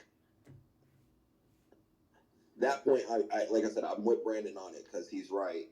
Even if you did see it later in hindsight and think it did do some positive out of it, it killed it. Not killed his career, but definitely delayed it a lot to where WWE, they pretty much rinsed and repeat that shit and never mentioned it ever. And never showed his face. Yeah, that's where I basically just got to say I didn't experience it, but just so I could see why you guys think that way. Oh, let me ask you this, Leo. I'll put it in 2026 perspective. How would you feel if you had Grande Americano against Penta in a mask versus mask match, and they took on WWE TV, not AAA, but on WWE TV, and they had Penta lose, and he had to unmask? You don't think Penta would lose aura? Oh man, come on, be honest here. Yeah, no, yeah. I mean, even Kane lost aura for me, when he was unmasked. So that's a good way to put it, because when Kane lost the mask, I feel like I didn't like him anymore. Right, but that was also an evolution of his character, and he wasn't a lucha, so it's a much different that if Penta or Phoenix got their mask removed now. It was still different just because they were saying this fool got burned and all this shit. Right. Like, man, what the fuck? Yeah, but if Penta lost his mask, or Ray Phoenix lost his mask right now in WWE, would they not lose would their aura be completely dead? More Penta than Ray Phoenix because of where Penta is. That I will say yes to. So that I will say yes. So then, by that comparison, seeing what we saw in '99 would be the same exact thing. After the matches we saw with Ray and Eddie and all that in '99, '98, '97, and ECW and AAA back then. I remember watching Telemundo in New York before ECW, and one of the biggest jokes I found was the announcer would go like Rey Mysterio Jr. and the Jr. would be so American. Like the accent would completely leave. So I saw Rey Mysterio even before ECW. But all those years of building your mystique in America to get your mask taken off would be in the same way with Penta right now. That's why I'm saying that aura was gone. Whether you think the gimmick of the filthy animals was good is not the question. Whether you think Dom's taking parts of that, he's taking more of Eddie than a filthy animal Rey Mysterio. But I digress on that.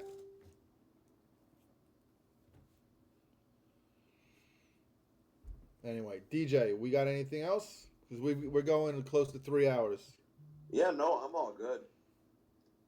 Well, I All right, appreciate. well, hey man, my bad. Sorry, I was late today and shit. I had a long. Oh, you just made it too. We were about to cut it off, and then it's like you popped in. Brandon was going, oh, we'll save it for next week. Blah, blah. We were trying to wait on you. We were waiting. My bad, bro. I was busy. I'm pretty drunk. I'm not gonna lie. I had bottomless mimosas. Yeah, listen, and Leo's got a superhero standing up for him. He's got Dr. C fighting the good fight for him. I already told him so, man. Like, it's just fucking. I can speak for myself. It is what it is. But anyway, thank you. We almost 3 hours. We were live on Facebook. We were live on Twitter. We're gonna keep building this shit up. DJ, thank you. See you next thank you week. guys for waiting for me, by the way. Yeah, we were filibustering. All right, bro. Wait.